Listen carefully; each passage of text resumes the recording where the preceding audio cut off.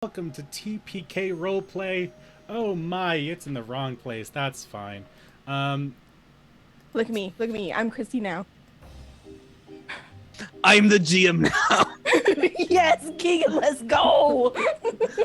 Welcome to TPK.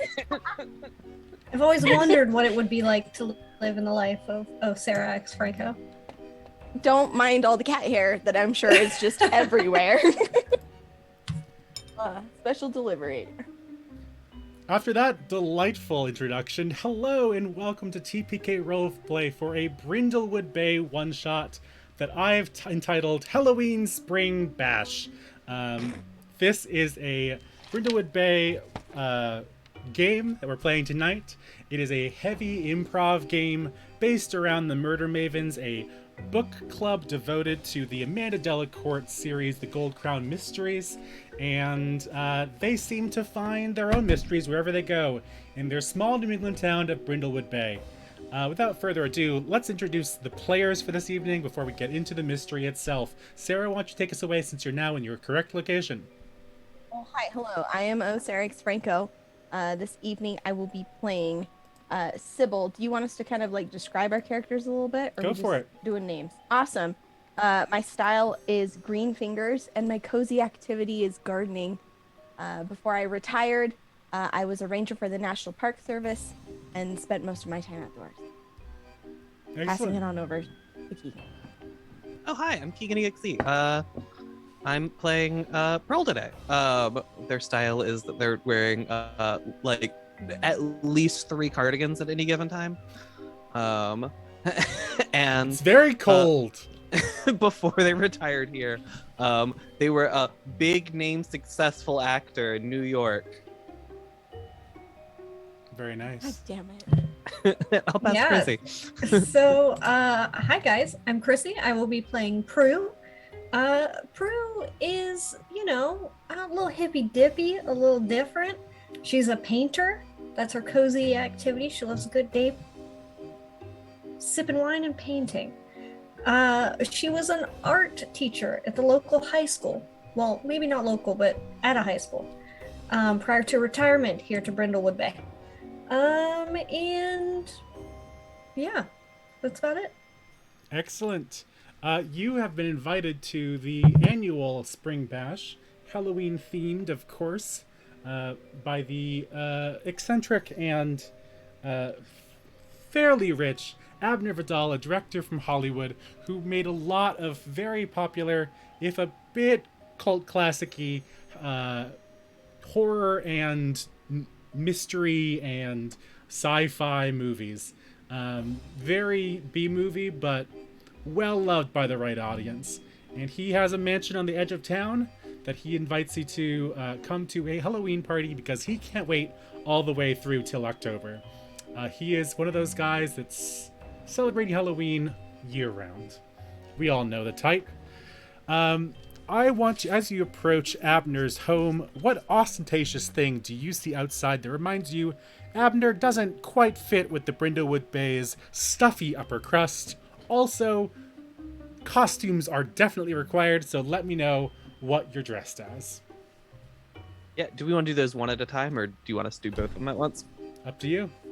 Okay, cool. So I think as Pearl approaches, they notice not 1 or 2, but like 20 or 30 really tacky gargoyles on the outside of this house. Okay. It is Halloween all the time inside the house, but also outside the house. Scattered underneath all of the trees, by the flowers, around the outside, on the turrets, everywhere there are gargoyles. Yeah. Does your character know where all these gargoyles come from? Absolutely not, no. Okay, cool. And the costume Pearl is wearing is, so they were very briefly in the public access version of the Gold Crown Mysteries TV show, which was not a legal adaptation of any of the books. It ran for 4 episodes, and I played a made-for-TV character named named Leonard Lewis. And I have come dressed as Leonard Lewis, character nobody knows. Is this the official costume from the show, or something you've pieced together through the years? Oh no, it's the official costume from the show, and it's showing that it's 30 years old. Cool. Very good. Who wants to go next? Take it away, Chrissy. What you got? All right. So as Prue walks up, she will take note and, of course, make a mental note to also mention it to Cybil. But there is strangely stereotypical dead vine plants just everywhere, just kind of like covering windows and covering the like pillars on the front porch, and it looks like the Addams Family dead plant room, only outside walking up. And she will make a note to let Cybil know that, he could utilize some of her skills. And walking up, you will see Prue dressed as Bob Ross, carrying a small easel and having an inordinately large paintbrush tucked behind her ear. Cybil will arrive, and as she's walking up, she'll notice that there is a dog walker that is like staying on the grounds, but seems to have approximately 12 wiener dogs, all dressed in different costumes that are just yanking this person in multiple directions. I'm sorry, this is just me in the future. These are all of you in the future, let's be honest. This is my dream. It's just, they're all flamboyantly dressed in different Disney princess costumes. And some of them you're not certain, like, I think Cybil takes a minute to be like, how many Disney princesses are there? It's not really clear, but they're all just kind of in these overly ornate puppy gowns as they are tugging this poor individual around quite successfully. You're a local, Cybil... what is the name of this dog walker? Do you recognize this person? Oh, yeah, it's Charlotte. Her name is Charlotte. She's home for the summer. She goes to a college, but has come home to, like, work and save up money. I'm not sure what her major is. I want to say it was something like finance or... She's not changed very it 3 or 4 times since she started, yeah. So that's understandable. You don't know what it is. Yeah, I think she would have... Cora would have known more about it, but I'm just not into that kind of thing. And Cybil's costume, she is dressed as Andy Taylor from the Andy Griffith Show. So she is dressed up like a small town police officer with a little badge. And she will actually have like the belts and everything and the funny little hat. It's clear her costume was like a part of a duo kind of a deal. But it's just her. Okay.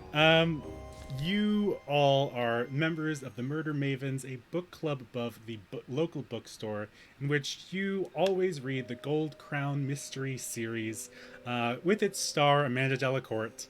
And you all arrive approximately at the same time, so you get a chance to walk up to the house all together. What Gold Crown mystery are you guys talking about on the way up to the mansion?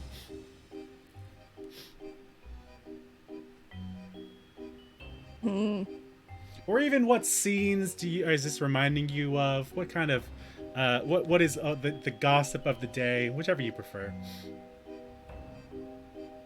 I'm like trying to think. I feel like this would remind Cybil just kind of like the ambiance of the party. The episode called The Mysterious Party Stranger, where Amanda Delacourt had to investigate a new individual who moved into town and was seemingly throwing a lot of parties. And it was all cover up for a smuggling ring of some kind.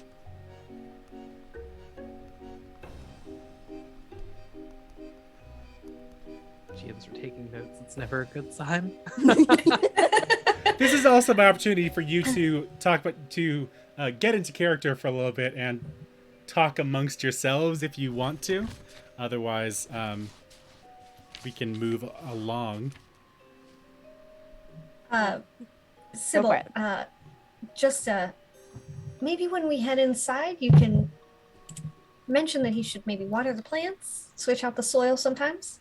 Oh no, Prue. Those plants, there's no helping them now. They are. You see how they're like actually embedding into the. Really, he should be more concerned about the house. Those plants are going to rip it apart. Certainly. Pearl, you're looking marvelous this evening. Oh, thank as you. usual.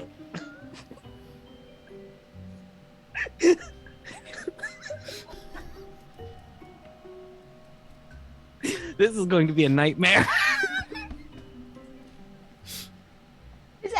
You're going to have to remind me, though. You're going to have to remind me. I'm sorry, dear. The costume again. I know you told me. I'm Leonard Lewis. That's right. I thought it was got Leonard Nimoy is what I had in my head, and so I'm surprised. This is different than what I anticipated. Yeah, I do look just like a Star Wars character. No, it's not important. Prue, do you know who else will be joining us this evening? That's great.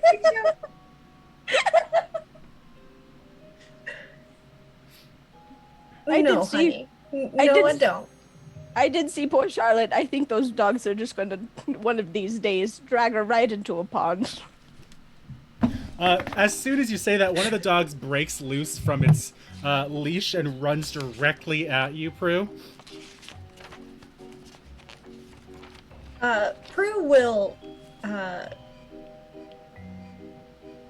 ill-advisedly bend down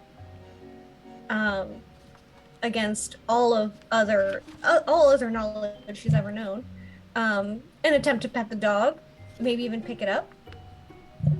I want you to roll a day move to see if you can catch this stray dog. Can we say it's the one that's dressed up like Cinderella and has the funny little like shoe things on? Oh, the poor like clear plastic shoes? Yes. I would prefer it to be wearing like tiny plastic heels. Yeah. And what am I rolling? 2d6?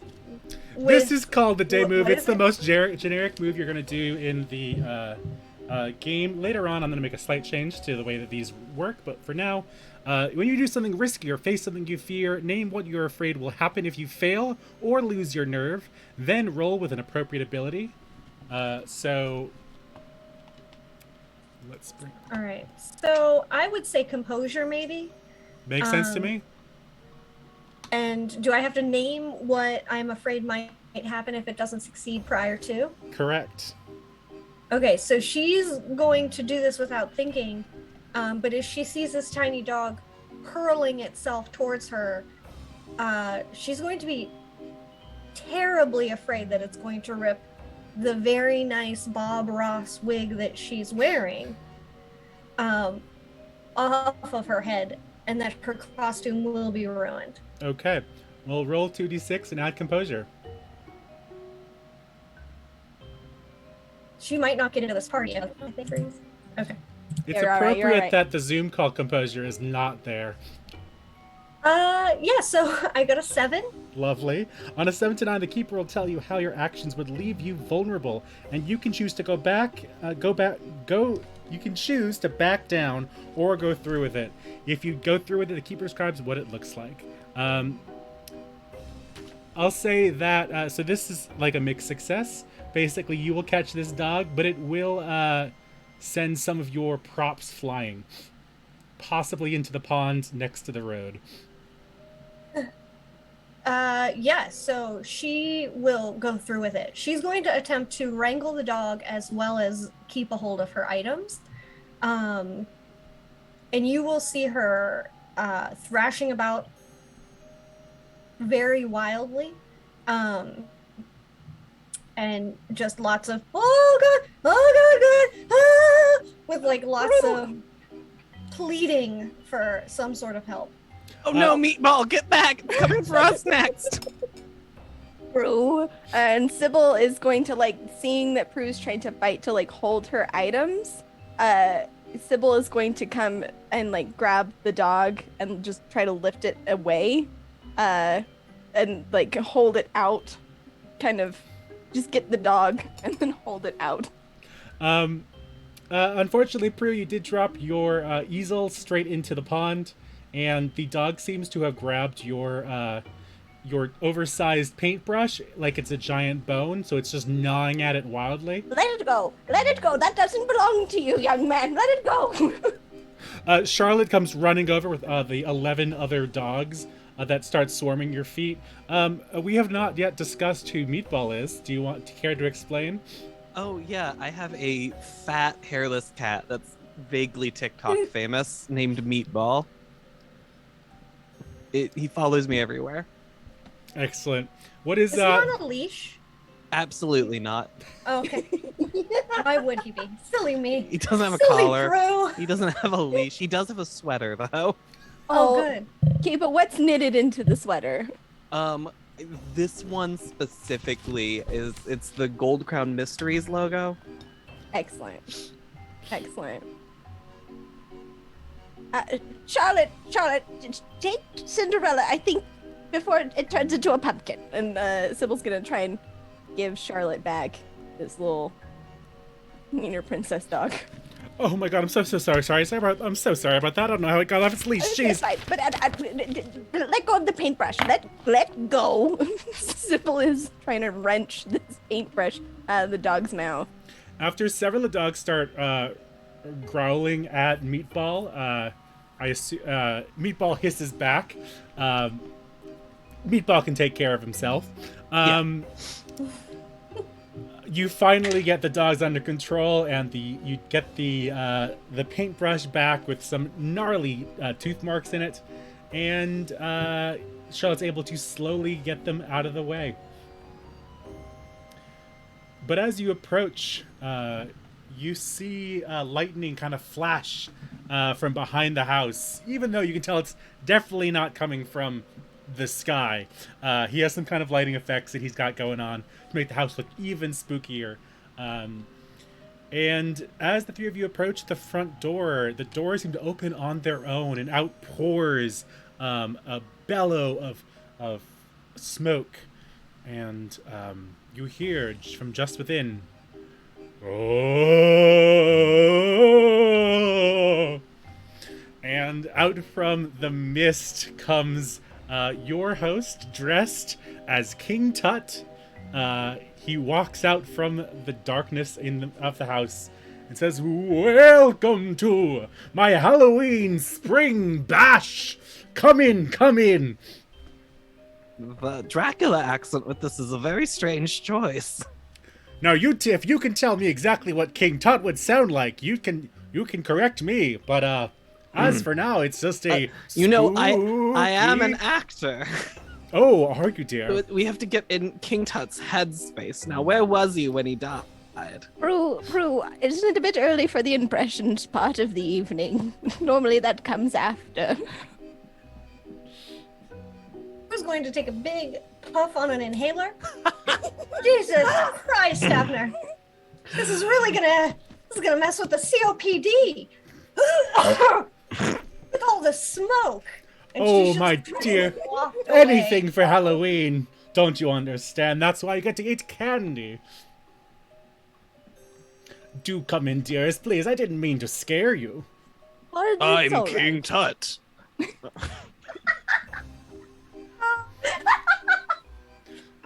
Thank you. Scene. Now, I will have a few acting notes for you later on. So, do continue into the house and enjoy yourselves. There's food and drink on the inside, and plenty of guests have already arrived. Sounds lovely. Thank you. He lets you into the house. As you can tell, he starts preparing for his next big announcement welcome to the house. And you can hear as you shuffle inward that he is practicing new voices for King Tut. Perfect. The house is decorated like any good haunted house should be. There is cobwebs aplenty. There is all kinds of orange and black bloody fingerprints on the walls, and everywhere you look there is his B-movie spooky Halloween story props from the many shows that he directed throughout the years. The B-movie. Don't you start. Yeah, don't you remember, Pearl? This was the one where it was kind of like the movie about the birds, but instead of birds, it was bees. Oh, this isn't the Jerry Seinfeld flick. Oh, no, that, though I do think they tried to tie in the main storyline in the sequel. The bee's knees have eyes. The bee's knees have eyes. You know, it was strange what they did with Barry Benson in that one. You know, they're making a lot of creative choices, I guess. I'm just very confused. I always thought that one was titled The Gigolo. I must have... Sometimes I think maybe I'm reading the wrong thing. Or the right thing. Everything really depends on your perspective there, Prue. Do you know if Abner's going to have remembered vegetarian options? I feel like most of the time he just puts too much bacon in everything. And as soon as you say that, from one side of you, you hear, "Oh, shoot, I knew I was missing something. I'm so sorry, dear." And you see Coco Vidal, Abner's wife. She is dressed as Cleopatra, matching her husband. She's a sweet, if a bit airheaded woman, and she is messing with the hors d'oeuvres in the table, saying, "Oh, I knew I should have brought some more variety to the table. I mean, obviously we have the carrot sticks at the end there, but all of the other things might have some semblance of either meat or dairy in them."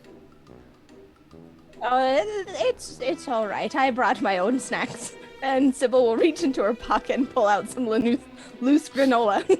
Please add loose granola to your cozy little place. I will, thank you. Because I'm sure that'll be an important part of the mystery later down the line. I think Pearl's going to go to the table and pick up a little mini quiche to feed Meatball. Oh, isn't he just the sweetest little thing? Oh, yes, he loves quiches. Quiches specifically? Yeah. How interesting. You know, my vet says I have to feed him less human food, but I just keep telling my vet, quiche is cat food. Is that so? How very fascinating. Thank you. I hope you enjoy. This actually is from, not the Bee movie, but from Zombie Bees from Outer Space. His third movie. Oh, okay. I don't think I saw that one yet. Yes, it was quite the smash. But these props here are the bee props from the original production. They used some very interesting special effects in those days. It's interesting because the first two were in CGI. The decision in the third one to move to live actors. A bizarre decision, but you have to support it. Prue is in the background picking everything up and smelling it with her hands and placing them back on trays. Cybil is walking around with loose granola, like looking at all the like house plants, trying to figure out which ones are props and which ones are just dead. And just kind of like telling her, "Oh, you poor dear," to the poor sad plants. You tell me, how many of them are real? And how many of the real ones are dead?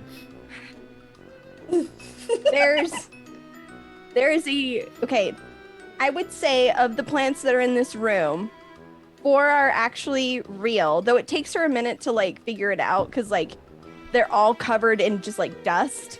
So she has to kind of like sort through them. There is a single pothos plant that has like one little vine that's just hanging in there, but the rest of it is Tosta La Costa.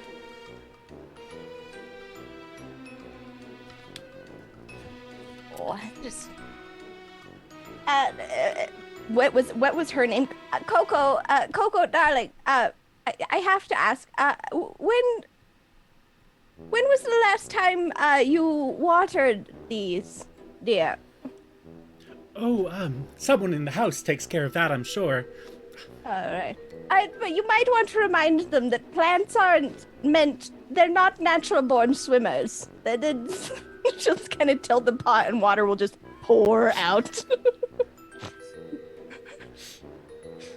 Oh, dearest me, oh my, I will let someone know about that. That's shocking. Oh, yes, it just, trying to be helpful. I mean, Anyways. Abner is a very silly man. He insists that some of this is intentional. Of course, I'm not totally sure how much of it is, but, he's just a sweet but simple man.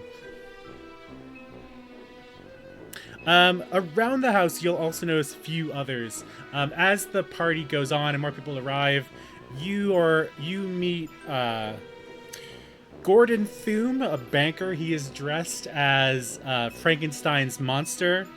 Sam Turlington, his business partner. He is dressed as the Phantom of the Opera. And unfortunately, one other man is here. He is a handsome guy with piercing eyes.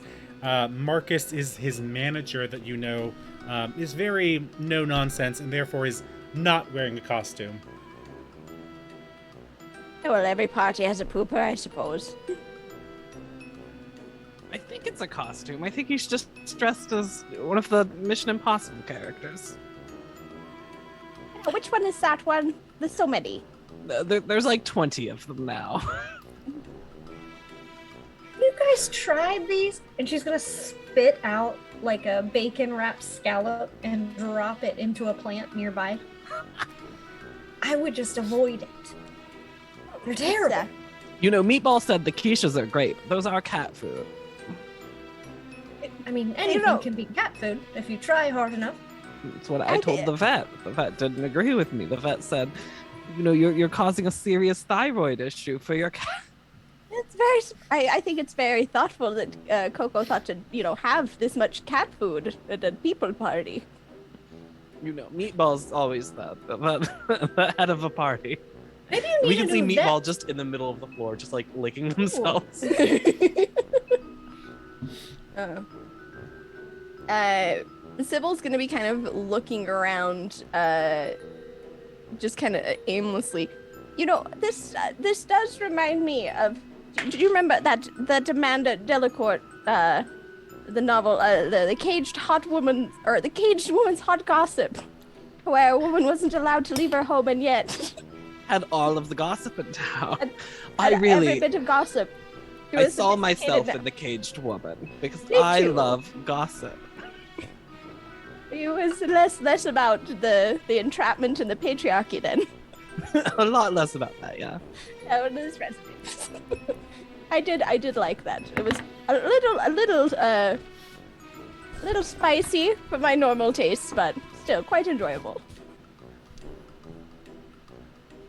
Prue's gonna shove another scallop, trying it again. And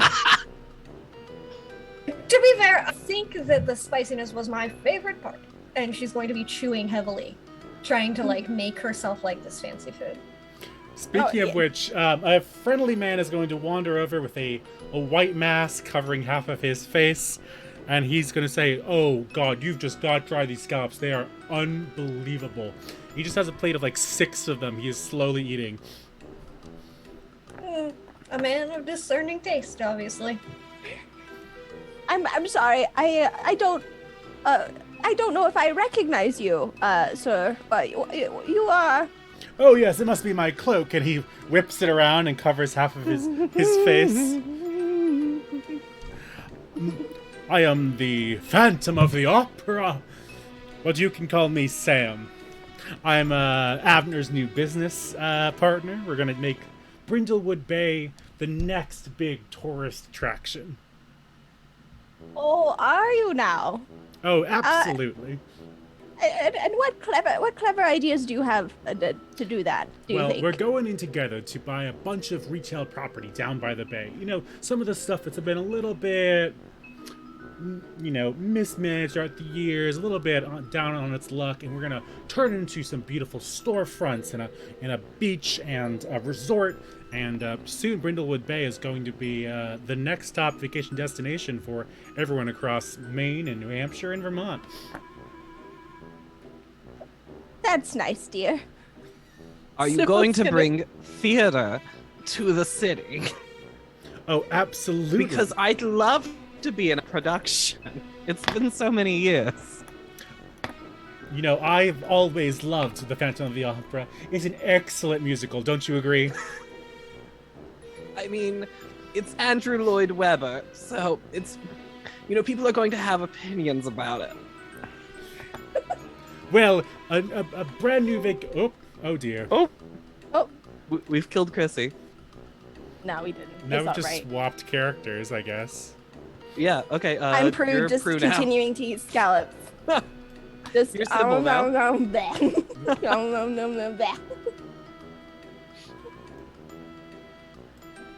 I have no Okay, idea what I we're back. did, but my Zoom froze. I apologize. No worries. All good. Well, a seaside resort town is nothing without entertainment. I hope that you audition for our future productions. Oh, I stopped auditioning years ago. Now I'm Now you have to call me for parts. But you can call my agent. Pearl, do you have your agent's cards? I normally you do, but I don't see your fanny pack with your new costume. Do you?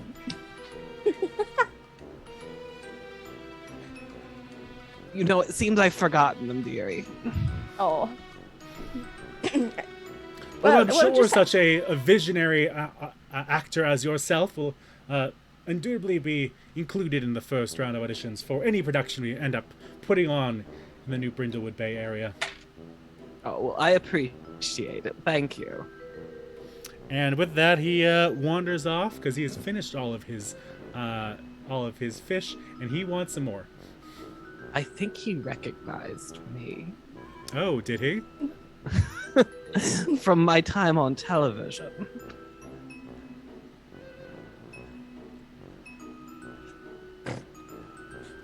Sybil's gonna kind of watch as this individual walks away. Remind me again, how long were you on television, Pearl? Oh, you've seen me on hundreds of things. I was everywhere. Big 4 star. episodes, I think. Well, that was just that TV show. How many times I has worked with Pearl played? all of the greats. How many times has Pearl played the dead body on television shows? More than once.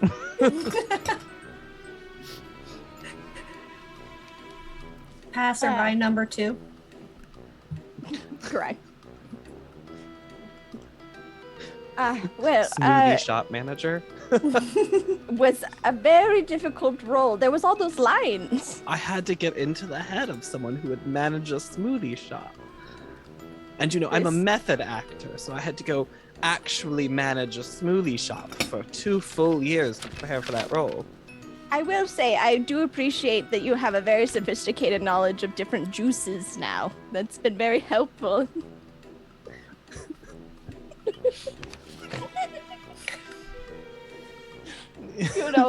In our old age. Yeah, you just don't know how good prunes are until you get older. You chose a very upsetting time to make a joke while Sarah's just trying not to snort it up I out waited. of her nose. I waited. I saw it coming.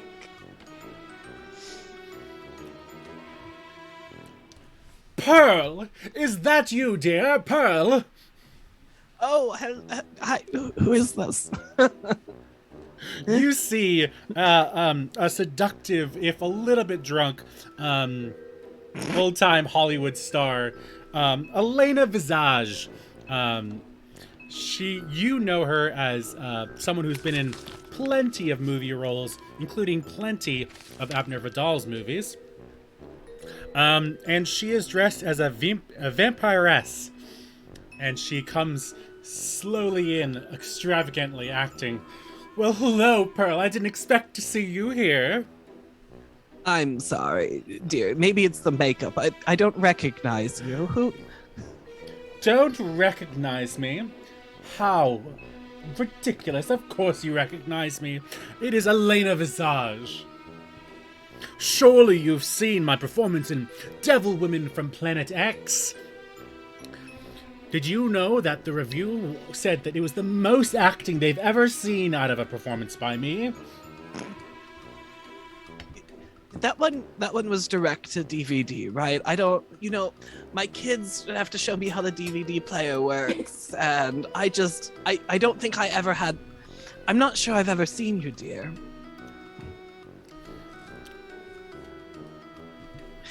Side note, Pearl's definitely seen that. Oh, 100%. 100%. They were like in a book club together or something. Like they might have worked under the same agency even.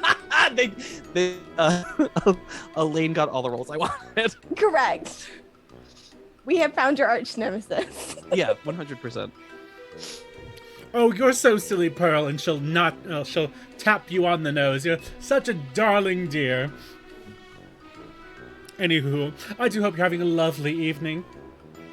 Did you know this is in fact the very dress that I wore in Vampires Are Ghouls' Best Friend? Oh, wow, they had a very low budget for that one, didn't they? Oh, you're so cheeky, dear. No, how exciting, though.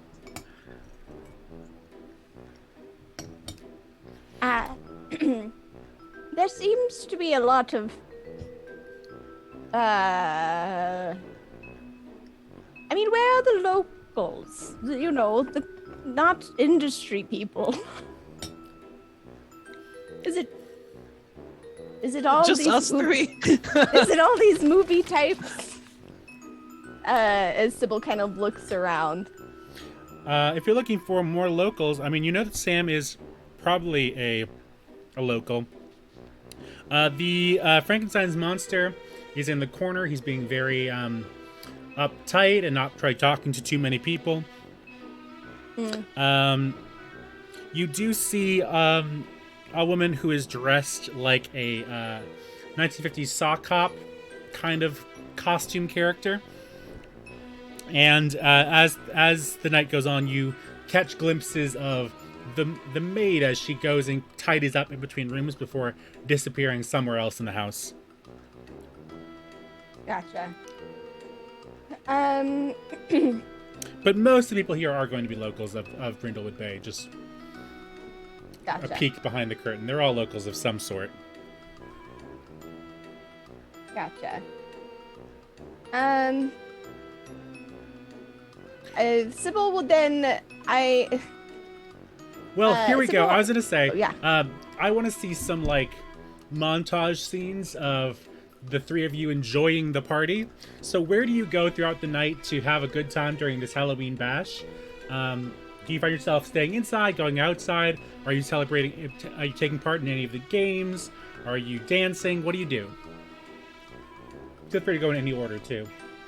Yeah, Cybil would kind of do the general kind of walk around saying hello to the people that she recognizes from the community kind of vibe, but eventually would post up in a corner of one of like the sitting areas, and she would insist on standing. She would not want to sit down, and have she'd just be drinking like water and rocking kind of back and forth and like saying hi to people as they go by. If there's music playing, she'll kind of lightly dance to it. But generally speaking, she's just there to enjoy the company of her Brindlewood Bay friends, and isn't kind of. If there's some pin the tail on the donkey, she'll insist that she's very good at that game. Give me one sec.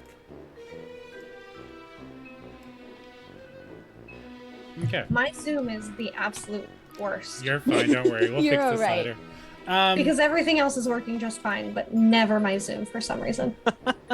Okay, girl. Oof. Speaking of Prue, now that you got your back, what are you doing throughout the party? Prue is drinking, finding the open bar. She will also spend a lot of time just not saying much to anybody, but walking past and making snide and or uncomfortable comments to conversations that she's not necessarily included in, but then walking away immediately after. So hearing Elena saying something like, hearing Pearl and Elena talking about the wardrobe, she will, over her shoulder, kind of roll her eyes and go, yeah, apparently not. Do you see how little cloth is on that costume? And then just walk away. Not Prue slut shaming. Yeah, like not like just that, doing like that gross, like older grandma who's just like a little bit crotchety, maybe inebriated a little bit, so she's even more at risk of saying things that she's towing a line. As and, you Pearl would have to be like, stop saying those things. As you wander around, not so silently judging everyone else, you do overhear a local by the name of June Willoughby. She's the one who's dressed as the sock hop kind of dancer. And you hear her very judgmentally say, just look at this place. Everything is so ostentatious. And it's just like Coco to buy this cheap swill. Zampane? Who's ever heard of Zampane? Ah, god damn it, Coco. And as you wander across the room, you hear her judgmentally talking about Coco's choices for the party. Keegan, we haven't heard from you, I don't think. Yeah, what are you and Meatball up to? Pearl and Meatball are trying to collect a few other olds at this party so that we can film TikToks together, because this party is incredible content. And to that end, I think we see a scene of Pearl sort of in a corner, like, so we're flossing. Can you? Pearl, the screen went dark again. Pearl, how do I make it come back? I don't know. Is that an iPhone 2? Well, I don't. It's your phone, Pearl. Oh. Simple will offer to help film, and by film I mean just hold it, but it's like the angle's always like slightly The shot askew. is actually just your face the whole time. I was just gonna say, I could imagine the camera just front face, like. It's just a reaction shot of what she thinks about the whole thing. I post it. It gets a lot of views. It's a TikTok live, and it's just. I accidentally swung it to live for sure. Yeah. Yeah. There's a lot of flowers on here. I don't understand why. Oh, we're live. What are they saying? I don't have my glasses. It's really hard to tell. But there's a lot of looks like emojis. What does fire grapefruit rain mean? Oh, Grapefruit. I think so. I did a cooking video the other day about grilling eggplant, and they must have just seen it, and they're coming to say we saw the video.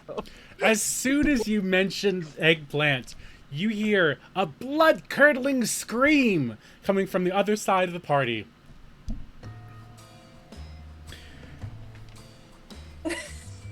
I do drop the phone into one of these like horrible little like bought at a Halloween store with the claw hands, and it's like full of Sprite and cranberry juice, no alcohol. And like a scoop of sherbet. Yes, and I do drop the phone directly into that in my like as the scream rips through the house. Oh good heavens! We're gonna have to do a brand new take because that scream messed everything up. Where you guys can use mine, and Prue will bring out her iPad. We're flossing to Body by Megan Thee Stallion, by the way. Sybil's going to kind of like look around. Oh my, is everyone all right? Does someone require first aid? If it's upstairs, they're gonna be out of luck. I mean, I'll be fine. I think it's just another one of those like Halloween pranks he was doing, like when we came through the door. I think if we pay attention to him, he'll keep doing them. Oh, You hear Abner. Coco Vidal from outside scream, "Abner! Abner! What? Wake up, dear! Wake up!" Oh no. Took too much melanoma. I've been there. Let's go find him. Took too Melanoma. much melon. Melanoma? Oops, that's not the right word. I'm keeping that in.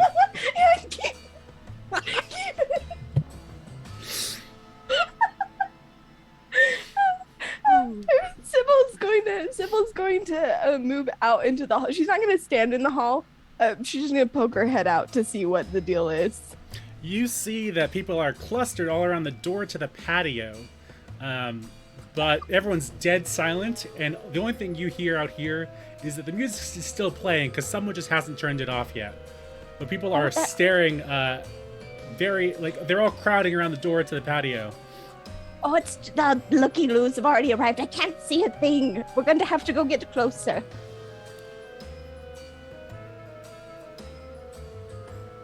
And Cybil will meander her way over to the commotion. As will Prue. As you do, you're going to see someone dressed as a magician. As he kind of takes off his hat and puts his wand on the ground and pulls a soaking wet Abner Vidal out of the bobbing for apples container and drops him onto the ground. And from there you can see that Abner Vidal is no longer breathing. This is an incredible magic trick. Oh, is he? He's not breathing. Is there a doctor? Is there a doctor here? Cybil, I think you might be the closest thing we have to a doctor as a park ranger. Oh no. You see the man dressed as the magician just tell everyone, please stand back. I've got this under control, please. And you recognize that voice as being the voice of Officer Steve Weatherton.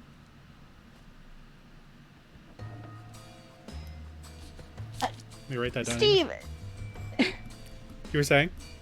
Steve, unless you're going to make that the water in his lungs disappear as a magic trick, we're going to need a doctor quickly. He is clearly not well. He checks for a pulse and checks for breathing and attempts a few rescue breaths as well as a bunch of compressions. As he says, someone please call 911. We're going to need an ambulance right away. Oh, let me just use Pearl's phone.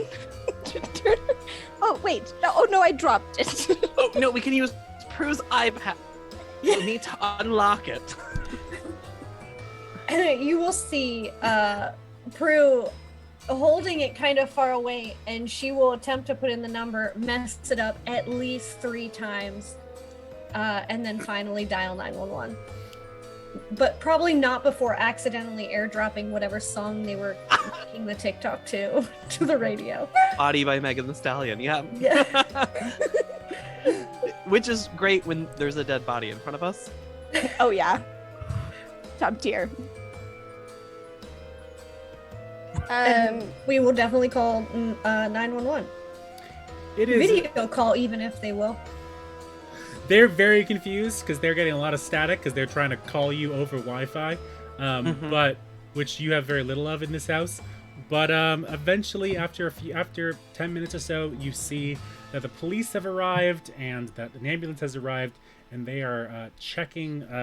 They are trying to revive Abner Vidal to little success. And as the party sits and waits in the hall, you see the man dressed as the magician, as you now know him, Officer Weatherton. Bless you, sir. I didn't make it to the mute in time. Pearl, are you all right? Yeah. And I'm gonna help Pearl straighten their wig. Thank you. Yeah. Officer Weatherton will take a tissue out and say, "Yes, I understand. It's very sad. It's a very sad time, but I do have to announce that Mr. Vidal is been declared dead, and we do believe it might have been a homicide. I'm going to have to ask everyone at the party here to stay in the house throughout the night until we're able to ascertain the cause of death and potentially the murderer." going to sort of lean over towards Cybil and Prue and be like, you all know this sounds exactly like the setup to the statue that talked mad shit. Are you telling me that there is a book called The Statue That Talked Mad Shit? Yes. No. I will correct this. Pearl's copy of the book, the cover was all scratched up, and some of the letters weren't on there anymore. So it was the statue that stalked, and then like the underneath it was like undiscernible. Like you couldn't really tell what it was supposed to be, but it did look like the statue that talked mad shit. This is the first time Pearl's ever been corrected. But no, none of us have corrected you because Okay, we know cool. exactly what book it is. Yeah, perfect. One of these days, we will find an answer to what that book is called. And if you are in the audience watching this show and can give me the name of that particular episode, do let me know.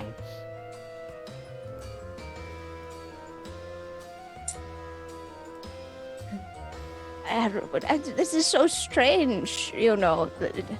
I feel... Oh, it's rather exciting. Prue, do you need your inhaler? Are you all right, dear? She will take a big old puff off of her inhaler. I mean, I'm fine, and I have evening meds.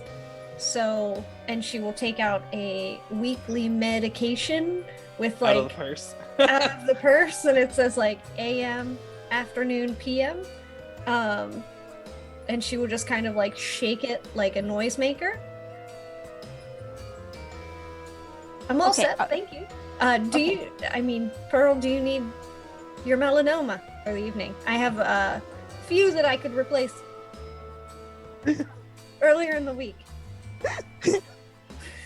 You know, sweetie, I'm not quite ready to go to sleep yet. Oh, what time is it? And she'll realize that she's a little bit more intoxicated than intended. What time is it? You tell me. It's 7:30 p.m. Oh, it's so late. It's so late. Prue is tired. Sybil's watching, like, as people are, like, muttering and murmuring, and she's gonna look for Coco to see if someone is attending to this woman whose husband just died at a social event bobbing for apples. And she's gonna try to locate where she's at. Okay.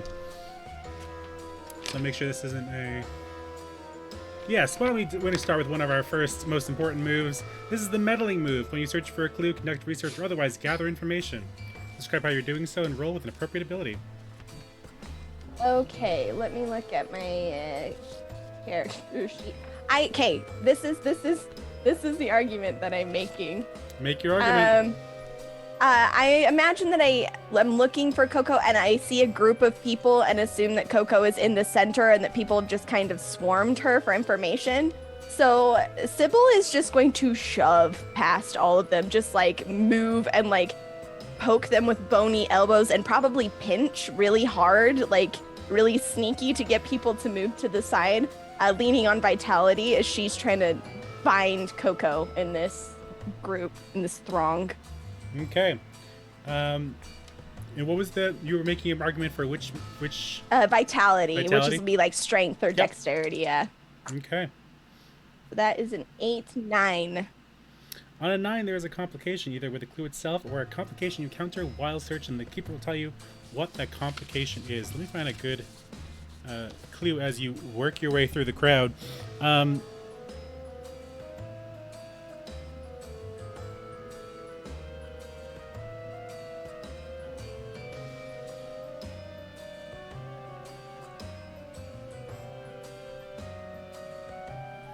As you move your way through the crowd, you notice that there is a costume that's been hastily discarded, and you almost trip and fall as you are moving your way through the crowd.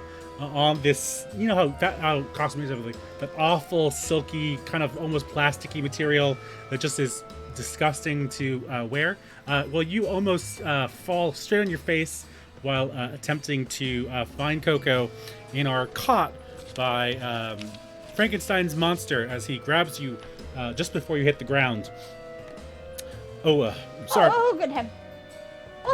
Oh, thank you. I mean, I'm quite all right. I'm all right. And Cybil will straighten up probably faster than she should have. Oh no, I'm quite all right. I'm very, very in good health. And I'm sorry. Did I trip you? Are you okay?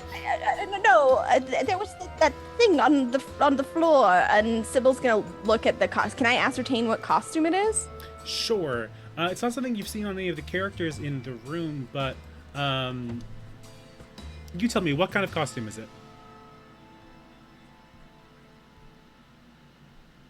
Listen, guys, if you have an idea, chime in. Majorette. Oh, what? Majorette. Like someone who like does baton. You said it was like that uncomfortable plasticky material. That's what I think of as like sounds good. Dance costumes.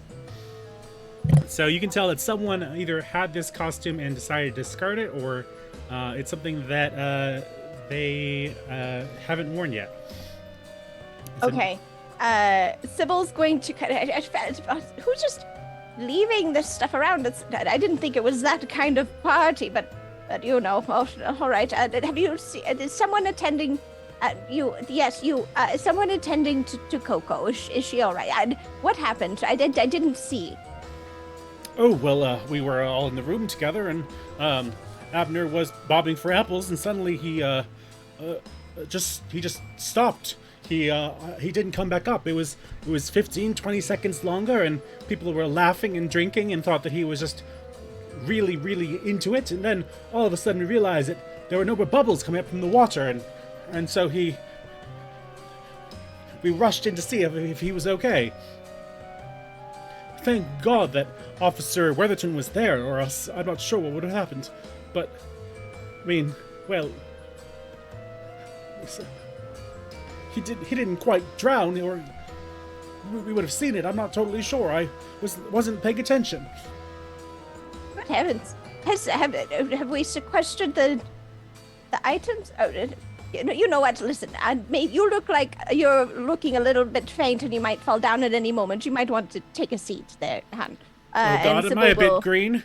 Oh my! Just around the gills, darling. And Sybil's gonna shuffle back over to Pearl and Prue with the costume in her hands, and her eyes are bright. I do believe. Look. Did you see anyone wearing this? It reminds me of that Amanda Delacourt mystery, the nudists at high noon. Look at it. Pearl, do you recognize this? Is this like from one of Abner's horrible movies? I have to admit, as much as I loved Abner, I've never watched any of his movies. I didn't either. I'm going to be honest, most of the time I just strung words together. Prue, do you recognize this? Did you see anyone wearing this? Prue is not quite listening and trying to discern about the dead body, if there are any wounds or if there is anything. She has inched her way just slowly into as close as she can get to either the police officer to overhear his conversation, and she will, as Cybil starts talking to her, she'll go shh. Only not nearly as quiet as she thinks she's probably being. So are you trying to sneak up on the police officers and get more information, or are you trying to actively go to the body? Yes. Why not both? I'm going to need you to pick one and be more specific with how you want to find this information, or what information you're looking for, and then I'll be able to narrate it from there. Okay, so she would start with inching her way closer to the police officer to hear his conversation first. Okay. And if he looks thoroughly distracted, then she would move to the body. Okay, you're gonna do a meddling move for me as you try to sneakily walk into the situation and overhear any of the talk from the police officers. And you know, I can I use my? Well, I don't have anything in presence. Unfortunately, I feel like that might be the most appropriate thing for what you've tried Yeah. to do. I don't have anything in it, but that's definitely what the ability or skill will be. But Unless it could be composure if you wanted to say that. no, we'll go with presence. I mean, I rolled a high enough anyway. Well, not high enough, but What'd you roll? enough. A 5 and a 3. 5, 6, 7, 8.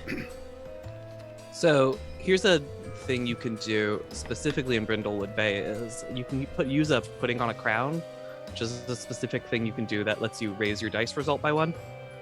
So instead of it being a 7 through 9, it would become a 10 through 11, which would be slightly better for you. Does anything negative happen from that?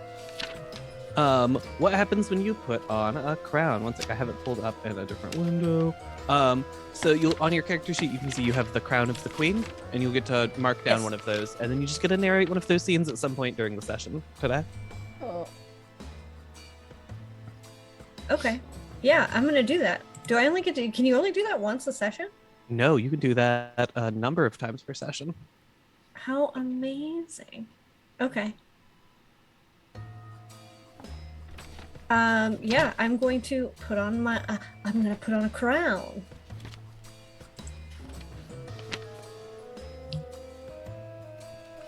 Excellent. I like to imagine it looking like a cowboy hat. To be fair. This is very good. Yeah. Also, theoretically, just nerdy, just for you, you narrate the scene as it would have been before we put on the crown, and then you narrate it again now that the crown's on, and we get to see the multiverse of madness style. What would have happened Very first? What good. did happen?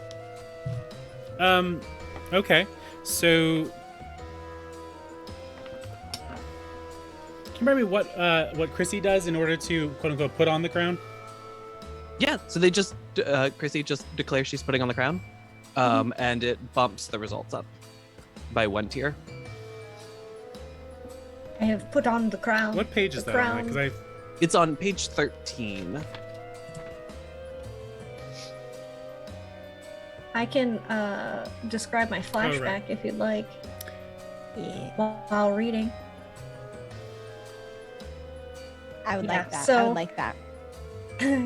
While Prue is maybe even aggressively hushing you, Cybil, you will see her kind of like frown just a little bit. And she will have a flashback of snooping through her daughter Lydia's bedroom and reading her diary, and just like a complete invasion of privacy, and reading an excerpt of how she had drank alcohol and met this person that she was, and Prue will be completely astonished, and actually she'll place the diary into her pocket to confront Lydia with it later, as that's where she starts with her snooping ability. Before she's very much scolded by her partner down the road, Jessie, who tells her that she needs to get a hobby. And that hobby ends up being the Murder Mavens. Amazing. Amazing. Very good. So what I'll say is that you you stumble into trying to listen to what the police officers are discussing, and you can't quite hear what they're saying, but they seem to be discussing something, some kind of gossipy subject. If you go with your 8, then what's going to happen is that as you approach the scene of the crime, you think that the officers are sufficiently distracted by something that you can't see or hear. But as soon as you open the door, it creaks really loudly because the building is a little out of order, and the two of them swing around and catch you.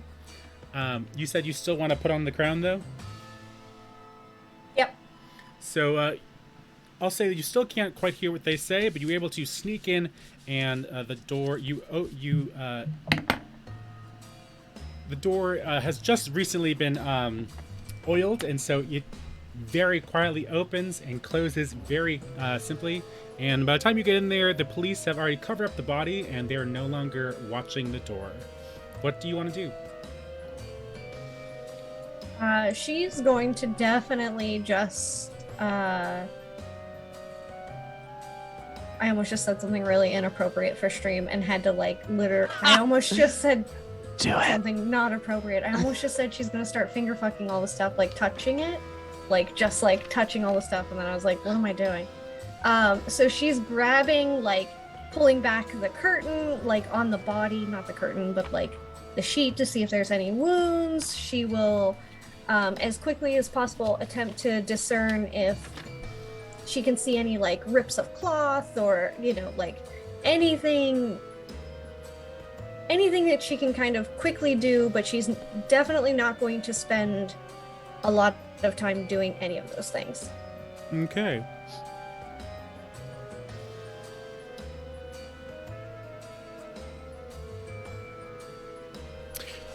You're going to once again, I want you to roll the meddling move for me to see if you are successful in this. Okay. Can we also do reason for that one? Totally, that makes sense. Yeah.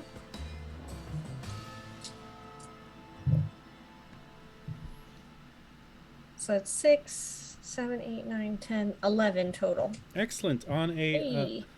on a hit, you're going to find a clue, and the keeper will tell you how. You will find, as you look around, you can't tell from the body. There doesn't seem to be stab wounds. There doesn't seem to be any kind of, concussive force. But you do, as you stick your hand into one of his pockets, find a steamy love letter that is unsigned. It professes this person's love for the person the letter is addressed to, but doesn't have a to or a from. It just says, "My dearest love," and is signed with an XOXO.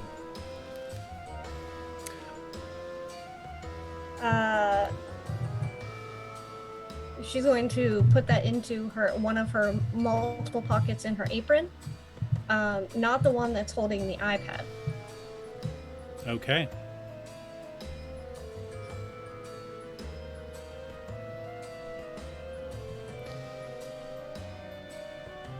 Does anyone else want to do anything as you're investigating Pearl? I haven't heard from you yet. I think I'm just looking around right now. I'm not going to do any hard investigating yet. I want to hear what everybody else has discovered. I think Cybil would see Pearl kind of just looking around, and was going to tap her kind of on the shoulder and point over to the Bobbing for Apple station. And Cybil is going to kind of go over there and look around this area to see, because they said he didn't drown, so Cybil suspects poisoning, but would like to take a closer look. Feel free. She's going to take a small plate from from this somebody's abandoned food and take one of the carrot sticks. And she's gonna kind of dip it in the water and spin it around to look at the carrot and smell it to try and figure out if there's something wrong with the water. Can you tell me what exactly you think you're using to do this move? Yeah. I think it's reason, right? Examining a crime scene. Okay. Researching, the problem. Sybil's done some wilderness training as a park ranger, so she's able to tell when water's gone bad or you shouldn't drink it or whatever. So I feel like she's kind of trying to lean in to some of that. How to identify poison oak and sumac appropriately? Absolutely, she can. I can't. All right. Okay, so that's a 9 plus 1. That's a 10. Excellent. On a hit, you get a clue. I'm trying to think of what would be the most appropriate thing. So what I'm going to say is you grab a carrot stick and You dip it in the water, and it tastes like carrot as far as you can tell. It's a little bitter because there's probably some wax and some whatever pesticides are on the apples. But as you go to throw it away, you see a bowl full of candy. There's like chocolates and things that people have been snacking in. Candy. And as you put down the carrot, you notice that in the Halloween like jack-o'-lantern bowl, someone has stuffed a half-empty pill bottle filled with painkillers in it. Trying to nestled between the white chocolate candies. You see this little white pill bottle sticking out. Cybill's going to crouch down and like pull out the bottle as quickly as she can, probably spilling some of the candy on the floor. But then Cybill's just got like this horrible costume draped over her arm, and she's now just clutching like a handful of candy in this pill bottle as she shuffles back over to Pearl and like nudges her, like eyes open, and like gestures down to her hand to like show like, look, I found this. Oh, I recognize those. Those are Xannies. It's Xannies. No, not the candy, the pills. Are you saying in this world they have a candy called Xannies? Sybil doesn't know. No, Cybil, the Xannies are the pills. Oh, I swear, they'll name medicines anything these days. What are they, Pearl? They want to make them appealing to children because they want children to be hooked on the medicines. Anyway, like they're candy. painkillers. Walk up. I'm almost positive that Xannies aren't painkillers, but I do love this. Prue, It's fine. They're Thought what process. I want them to be. It doesn't matter. Prue at that moment is just going to walk up and see you holding them and go, "What are you doing with that bottle of Xannies?" Shh. I just had a bit of a sweet tooth. She's like trying to like, as you know, I am often want to do. I'm gonna gesture Prue closer. M&Ms. As you gesture the three of you to join back together again, you see a tall, well-built woman wearing a black maid uniform, but with cat ears on top.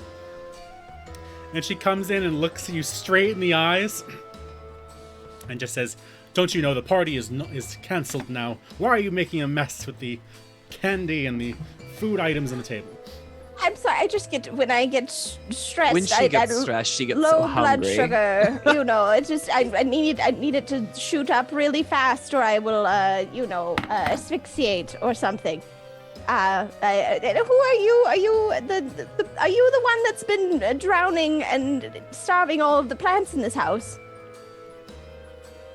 I don't know much about plants, but I've been told to water them, and so I have. Oh, well, you might want to water them a little bit less and hydrate yourself a little bit more. Sunscreen's very important. And you may want to keep to your own business. And she kneels down and starts picking up all the stuff you spilled on the floor and shoving it back into the plastic pumpkin. You know, I always knew Mr. Vidal was bound to go and get him killed at some point. I'm just surprised it took this long. The person I'm most worried about is poor Mrs. Vidal. Somebody needs to make sure she's looked after. I should go. And she gets up from cleaning up and hurries away into the other room. Prue will intentionally knock the candy back over. Prue, are you a cat? She was rude. This is meatball behavior. You see, Meatball has found one of the candies that is She was rude, and I didn't like how she spoke to Cybil. has fallen onto the floor and seems to be trying to claw at it, trying to open the candy wrapper. I'm not stopping him. This is not the first time Meatball's had chocolate. It'll be fine. Yeah, I want to sort of pull the group off to like a corner so we can talk in private about what we've discovered. Yeah. Okay, what are you discussing? We're the ones who found clues. Yes. Prue, what did you find? Prue will pull out the love letter, and she will hold it like with her shirt, so as not to put fingerprints on it. But she is holding it up for you guys to see the. Okay. And then we have the painkillers, and is that a majorette cost? I think it must be, yes. It does remind me of that get-up that hateful woman who was accosting you. What was her name again? Elena. Oh, I thought it was Atlanta. It reminds me of my time there. But yes, Elena. It is cheap. It does look like something she would. I don't think we can rule her out as a suspect.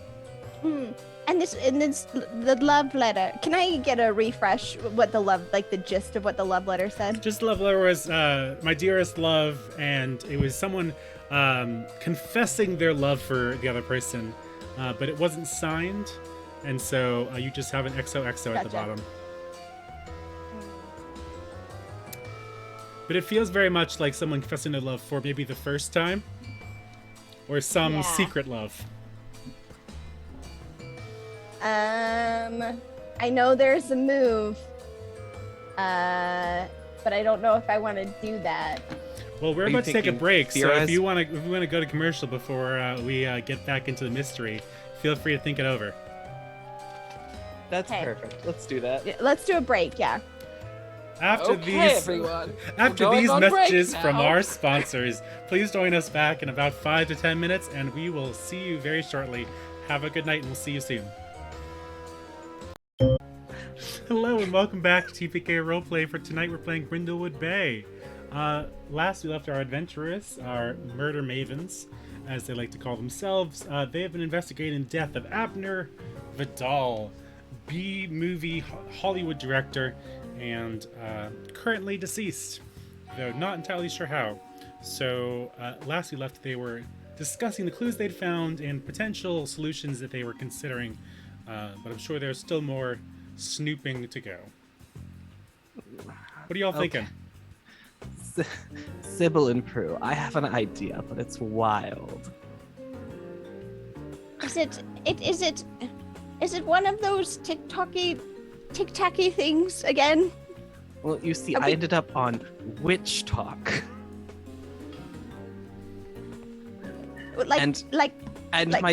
My witch friends would tell me, now is the perfect time to have a seance. Yes. I support this. What? A seance? What is that? So I thought it was Beyonce's sister at first, but no, that's not a seance. It isn't? No. See, we're going to contact the spirit of Abner and ask him to tell us what happened to him. Okay. How would we do that? Like, do we need the Wi-Fi password? No, I've memorized this. I understand how it works. So we're just going to all need to find comfortable chairs, and then we're going to have to hold hands, and we have to chant. We should maybe find a bedroom or a private place to do this. That makes sense. Although, if other people wanted to join us, I think it gets more powerful the more people there are. Who do you want to invite? Everyone here's been, rude. I'll bring Meatball, so that's 4. We could grab those little dogs. All 12 of them. Dachshunds are extremely powerful paranormal magnets. I hear in ancient Egypt, they worshipped little dachshunds. I'm gonna put my head through a wall. They're the ones that guide the spirits to the best Wiener Schnitzel. Cybil will just kind of look at the clues that we have. Okay. Well, we could maybe ask if we could find. Do we need more people? We could ask Charlotte. I'm pretty sure she can be convinced to do anything. Why don't we just try it, just the three of us? Okay. Keegan, I know you know what you're doing. Yeah, I'm going to trigger the occult move. When you engage in an activity related to the supernatural or the occult for the first time, imagine what your actions would look like as a move. State what triggers the move and roll with sensitivity. Yes, we're going to roll a brand new seance move. We trigger it by doing a seance. My sensitivity is -1, so I'm going to roll. And then I have a re-roll, so I'm going to roll a second time real fast and see which one was higher. Cool, so that's a 9. Okay. Overall. On a hit, it works. Work with the keeper to write the move. It is now a move that all Mavens can use for the rest of the game, and the roll stands. On a 7-9, you must also mark the Crown of the Void. Yeah. Cool, so I'm going to go find the Crown of the Void real fast. So these represent the effects of the dark conspiracy on my Maven. Mm-hmm. They must be marked in order, etc., etc. So, a shadow in the garden. Hereafter, during cozy vignettes focused on me, or cozy move scenes involving me, I must also narrate how dark entities subtly reveal themselves in the scene. I love it so much. But it goes off. It triggers. What? I'll hand this back to you if you would like. I was gonna say, what does your seance look like, and what are you asking the spirits? Yeah, of course. No, so I need to know what our chant is. Yes, that's please. what I need to know. Yes. Yeah. I'll get back to you. Set this up. You gotta come up with the specifics before I can narrate the results. Yeah, that's fair. That's fair. So it's the three of us in a circle. I think we've shuffled off to a bedroom. It's the three of us, and then I'm holding one of Meatball's paws, and I think Prue's holding the other one, because Meatball is an important part of this team. Cybil is just keeping direct eye contact with Meatball across this weird circle. Meatball, who's wearing a sweater. Just a naked little fat cat in a sweater. Its belly's poking out. Yeah. Meatball loves this. The chant specifically. Yeah. It's very oh, spirit of Abner, come to us in our time of need. Tell him we have candy. He really likes sweets. We have candy. We have Xanax. I was just gonna literally say, Cybil, throw some of those Xanax in the center of the circle. I absolutely shakes, because I'm holding. Can I let go of hands, and we'll kind of nudge. Very briefly. Just do one of these, so pills just scatter everywhere. Abner, I think that I saw the Rotten Tomato scores of your magnum opus increased by 5%. You're just trying to just tempt him with everything possible. Mm-hmm. We just need him to come and give us a clue. Yeah. I want to ask you one last thing. What does this vision manifest as? Oh. I know exactly it. Okay, I want us to say the same thing, but I'm gonna let you go. As we're going around this circle, Meatball's eyes roll back in his little cat, and in Abner's voice, he speaks. That was what you were thinking, Sarah, right? I wasn't, but I will add to it as the cat's eyes roll back.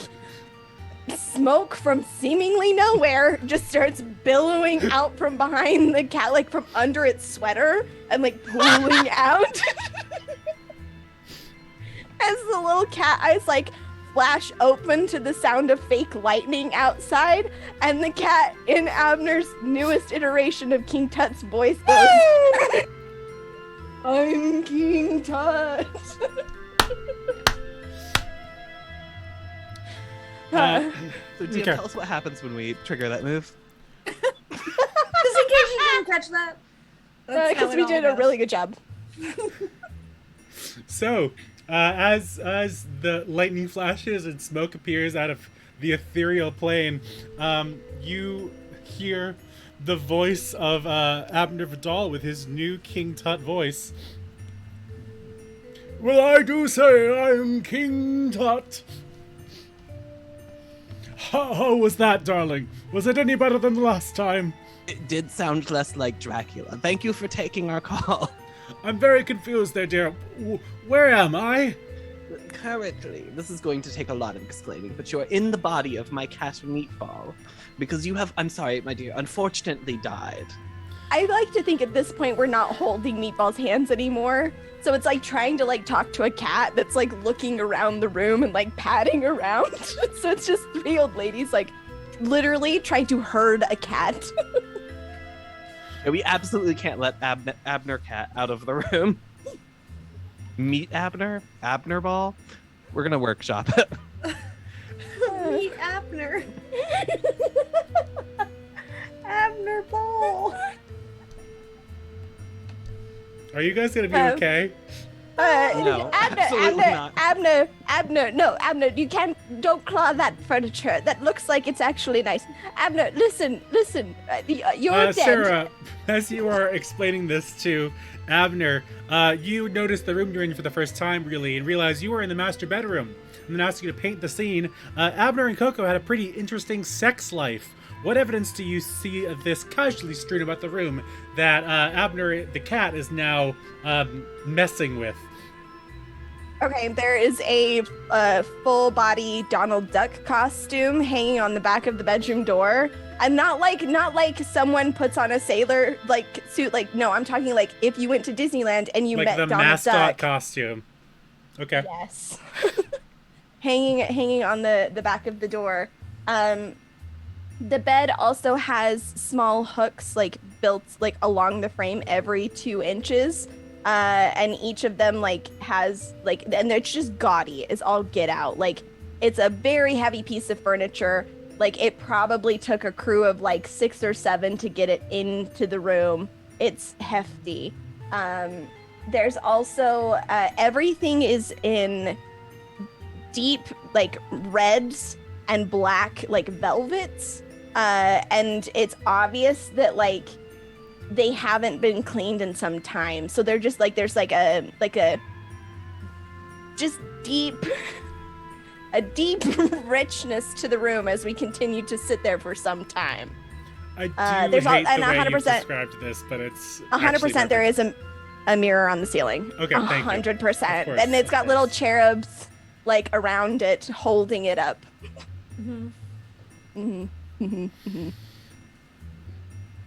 Oh, Speaking of cats. Abner, listen, Abner. Abner Ball! As Abner Ball is been taken over by cat brain, has started batting at the feet of the duck costume. No. What are you telling him? Abner, listen, I believe that you were murdered. Who gave you these zannies, Abner? No, Abner, no, come back, no. Trying to figure out where the zannies came from. Oh dear, I'm not sure. I do know my wife takes a few medications like that. Perhaps it is one of hers. Wouldn't it say the name of it on the bottle?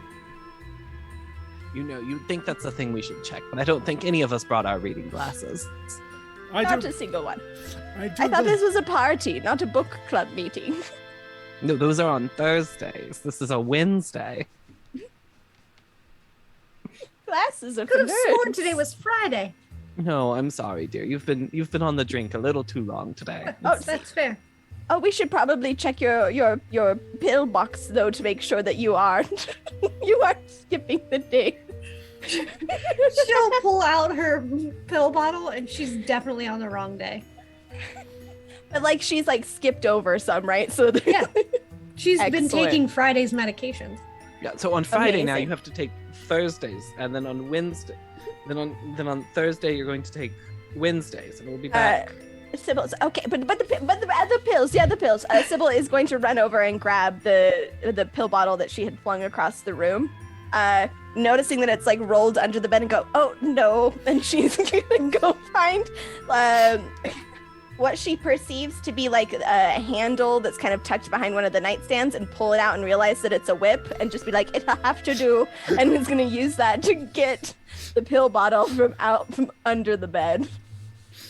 Now, Abner, I have one very important question for you, and I'm sorry, it really can't wait, but when you do the Donald voice, what does it sound like?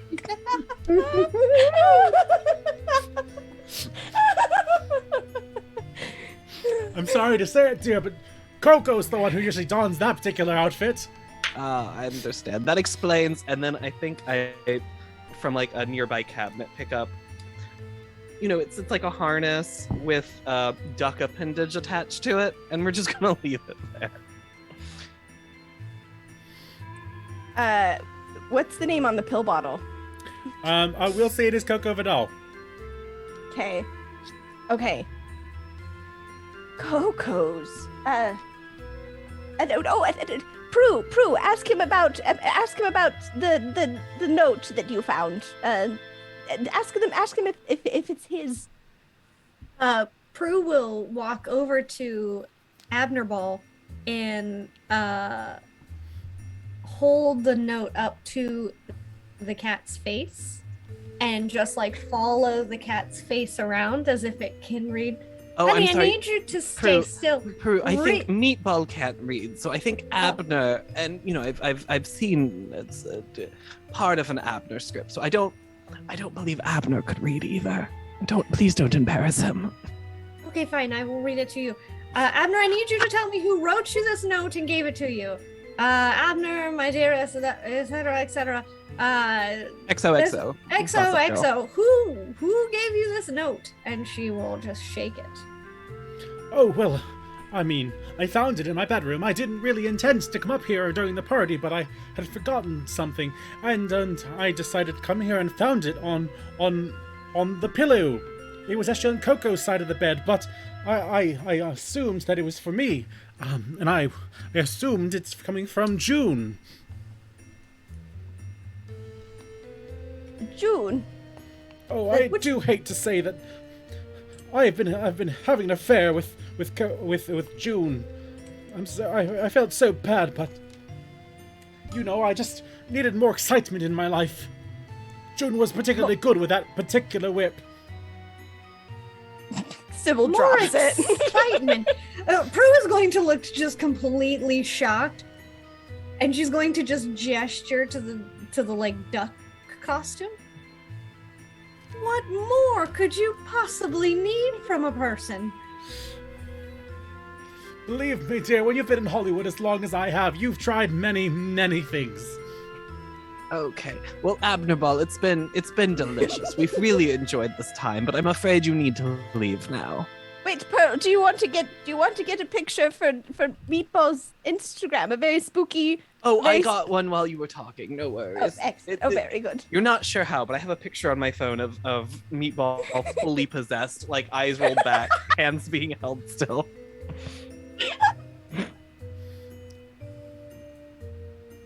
Go ahead and walk into the light, Abner Ball.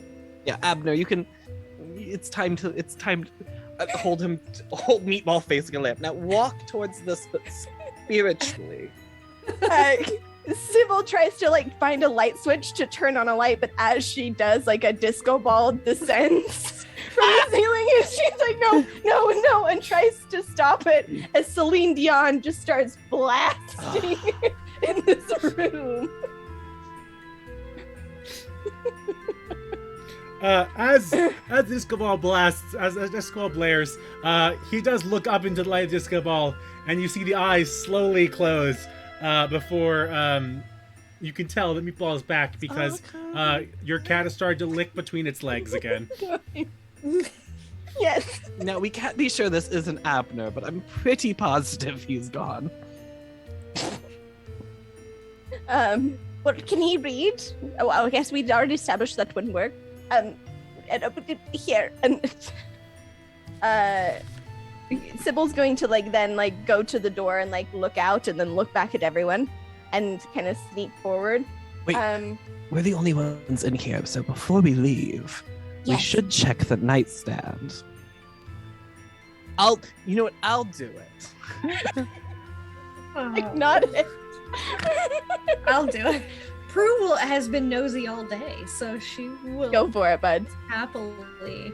I'll peer over your shoulder as you do it, but I'm not touching anything. Yeah, Cybil is actually Cybil is going to reach in her pocket. No, Prue, don't touch anything with your hands. And she's gonna pull out her little hand trowel that she carries with her at all times and like hand it to you so you can like rummage. Yeah. So, yeah, we're gonna rummage through the room. Okay, if you want to rummage, feel free to roll me a meddling move. Yep. And I'm gonna do reason on that, because, you know, Makes sense. crime scene, etc., etc.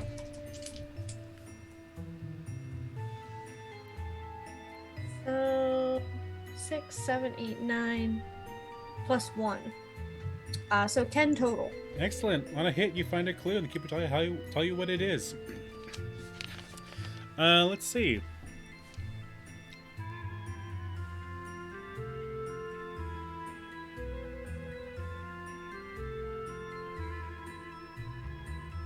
While Prue's going through this drawer, Sybil's like looking at the like over plush comforter and pillows and go, I will have to ask Coco at what she uses to get stains out because I'm actually surprised. This is immaculate. You're gonna. Bruce? Yep. Oh, go ahead. No, you keep saying what you're doing. I'm just gonna change that. I was gonna say, Prue will turn to Pearl and go, can I have one of your extra cardigans? Oh, you know, I'm hesitant to leave with them, but I'll pull Or a doily, doily Yeah. off a table. You can use this if you need to touch things. And she will use the doily to start opening multiple drawers. I imagine one of the side tables has like any number of accessories and glass toys that she'll just like hold up and drop onto the bed for a few Oh, no. minutes straight. Yep. Just wildly impressed. Is that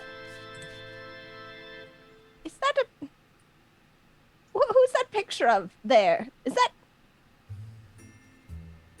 a picture of Tom Selleck?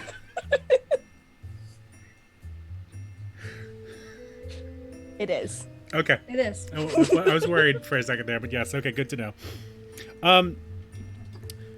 Chrissy, you are rooting your way around the bedroom, and you are going to find a box of brand new women's lingerie that have been perfumed, sitting in one of the nightstand's drawers. Prue will hold it up to her own body and say, I mean, I'd have to stuff some things in, but I think I could make it work. At that very moment, someone's going to open the door into the bedroom on you, and in the hallway is the maid with her cat ears peering into the room. Excuse me, I don't think this noise is very appropriate at the moment. And she's gonna, like, without even looking at the wall, deftly just turn off the lights and the music right away, without, as if she's done this hundreds of times. Cybil, who is holding a framed picture of shirtless Tom Selleck, is gonna like look at the door and then look at Prue, who's holding up scented lingerie to see if it fits. With Pearl, I'm assuming like playing with some things. One of the toys like dangling it for Meatball. I have a riding crop that I've been using as a cat just toy. turn simultaneously to the door. And yes, sorry about that. It's just really hard to rehearse. We just needed a moment to catch our breath. You know, Abner's passing was hard on all of us, wasn't it? It was very difficult. And she'll gingerly put the picture down. Prue's going to ball up the lingerie and stick it in her pocket. The maid is going to see you do that, and she is going to enter the room and start hurrying you out of the room. How dare you enter his chambers during this time. I can't believe you. Please leave. Come on. What are you doing in here? Cybil is going to kind of like blink twice and look at Pearl and look at Prue and go, "Oh, where am I exactly? Oh, where am I? Who are you?" Cybil is gonna pretend like she's having an episode. Oh, your acting's getting so much better. I don't know what you mean.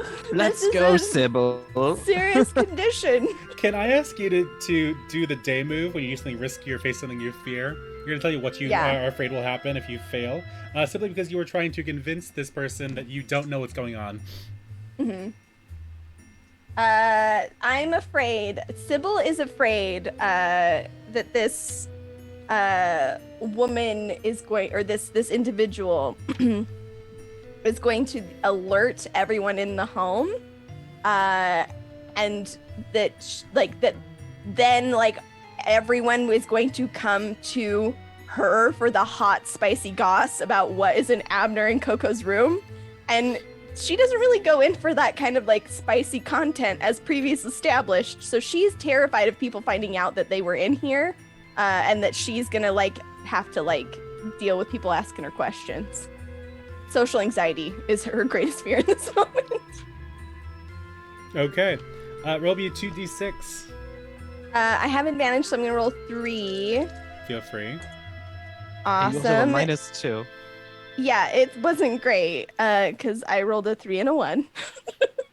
Your 3 and 1 is with advantage. Yeah, correct. Correct.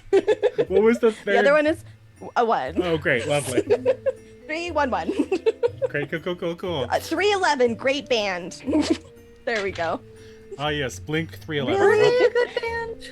Were they a good band? Listen, who's to say not me? Certainly not Cyril. So that's a 4. Even if you had the -2, it would still be a failure. Yes, correct. On Miss, you are going to... exactly what you said is going to happen. She is going to basically call you out in front of everyone that you were rooting around in the master of the house's belongings, and talk to one of the police officers that one of the suspects of the night has been rooting around in the victim's personal belongings. And so they're going to assign a police officer to watch you as you sit down in this room. I don't know how this move works, and if it's too late for it, it's too late for it. But I would like to put on a crown. You can trigger it after a move, in fact. That is how it works. So I'm gonna do that. Boop. Let's see. I'm gonna, because this feels relevant.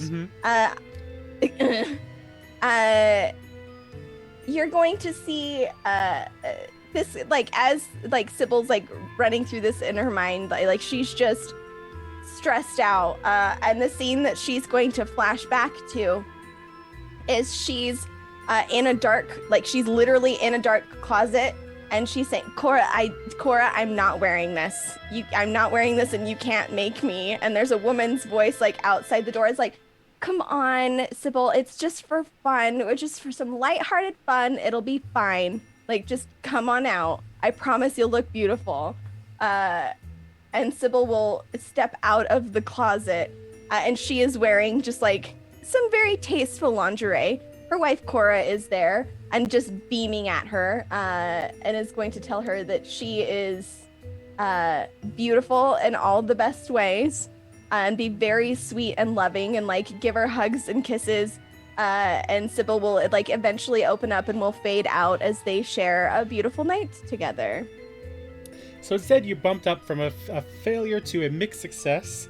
The keeper will tell you how your actions would leave you vulnerable, and you can choose to back down and go through with it. You'll end up going through with it because you do this move. If you go through with it, the keeper tells you what it looks like. So I will say is that you are, as she shuffles you out of the room, she doesn't tell anyone else about the fact that you were in there, and she seems actually to close herself in back into the room. And you notice as you are leaving that you no longer have the love note that you had found earlier. But the maid has certainly eyed you up and down, and seems to be holding a bit of a grudge that you were in there in the first place. I don't think that she likes us very much, ladies. I don't know what gives you that idea. I think she just has a different way to show her affections. Why did you do that with your hands? Yes, yes. Thank you for asking that, Cybil. I'm very confused. Are you feeling all right? Mean? I'm in character. Are you having a stroke? Do you need some water or vodka? Have you had your nightcap yet? I have not had my nightcap yet. Maybe we should go to the kitchen and I will get a glass of water. Yes, I think we might. This has been lovely. Thank you, everyone. Yes, let's do that. And I think I have a theory. As we make our way to the kitchen. On as you make your way to the kitchen, Pearl, can I ask you, throughout the entire house, every corridor is filled with kind of memorabilia from his time in Hollywood. What objects do you see that are supposed to be a reminder of Abner and Coco's life in Hollywood as you make your way around the house trying to find the kitchen? Yeah, so I think his kitchen, we get in, and all of his cookware is Rachel Ray bright orange cookware. And up on the walls are photos of him with a very young Rachel Ray, who is a background character in a B movie he filmed, dressed as a zombie. And they have a signed note from Rachel Ray framed in the kitchen that is thank you for helping me get my start. I wouldn't have got this cookware line without you. XOXO Rachel Ray. Amazing. Perfect. You find yourself in the kitchen, and it seems to be empty at the moment. What are you doing? So, ladies, I know I said I was in here to get a glass, but the candies came from in here, which means maybe the Xanax maybe there's more clues in the kitchen. Oh, that's what that meant. We're on the same brainwave. Is this more of that tic-tac stuff that you're learning? Is this like flossing? It's a lot like flossing, but for our minds. Mental floss. Mental floss. Anyway, I'm going to think meddle. I say it out loud. As I do one of these as you And I'm going through all the drawers. I'm opening up the trash can. Look at me, I'm the trash man. Ooh, I'm the box ghost. Feel free to roll me a metal move, please. It's my first metal move. I was like, no, Yes. you don't get to theorize until I meddle at least once. Do it. Cool. Yeah, I'm gonna roll with my reason here. I'm researching the scene of the kitchen.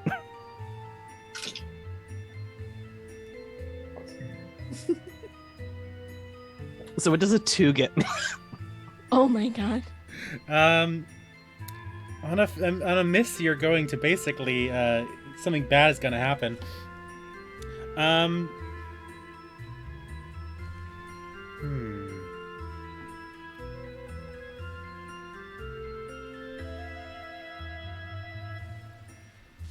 I'm gonna say. Hold on, give me 1 second, okay? I'm rooting through the trash. I'm pulling out each wrapper individually. He has a banana in his diet. Maybe this means something. Throw the banana peel aside. Pearl, as you are rooting around in the trash, you wander around, and I promise this is not going to be gross, so don't worry, viewers.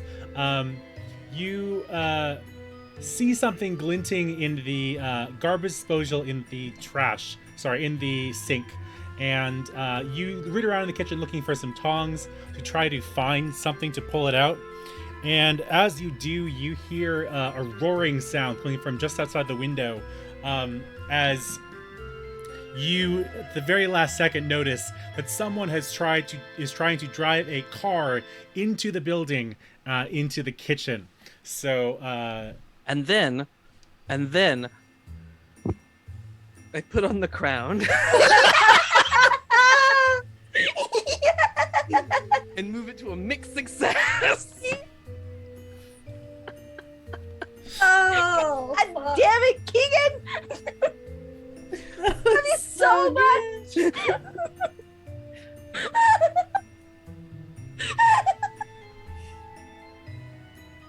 okay. Oh, no. As you're rooting around, you find a pair of tongs, and you're able to stick them into the garbage disposal and pull out a hastily discarded candy wrapper and a pair of scissors. Interesting. Scissors and a candy wrapper.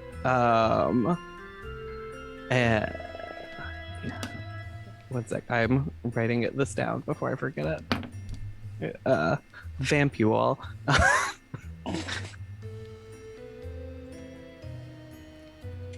Can you believe I found a candy wrapper in the trash?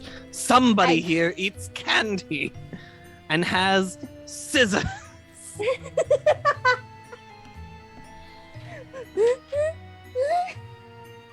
What kind of candy wrapper is it? Is it something that we've seen Abner eating before? Because we know he has a bit of a sweet tooth. Is it white chocolate? Because we've seen that Right. previously in the bowl with the Xanax. Yes, let's say it Correct. is. There we go. Okay. It is because this is the middle of May. You see that it is probably discounted. Easter candy. Yes. So it's a white chocolate Kit Reese Kat. egg. A Reese's Yeah, egg, very or- much. Yeah, accurate, definitely. It's that. Okay. Because they could not find Uh. Halloween candy for this shindig, but they could find Easter candy. Right. They are a bit eccentric in this house. Sybil's going to kind of look at the candy wrapper and the scissors, and so Abner was having an affair, but also starting up a big business deal in town, right? And it seems that Coco may have known about the affair, yes? Given that she had the letter. Unless Coco and somebody else were also having it. Maybe they're swingers. And Prue will look around for pineapples.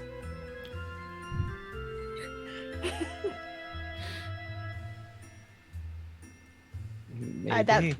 That's gotta be metal, right, bud? You don't find pineapples, but you do find a large glass bowl hastily stored above the fridge.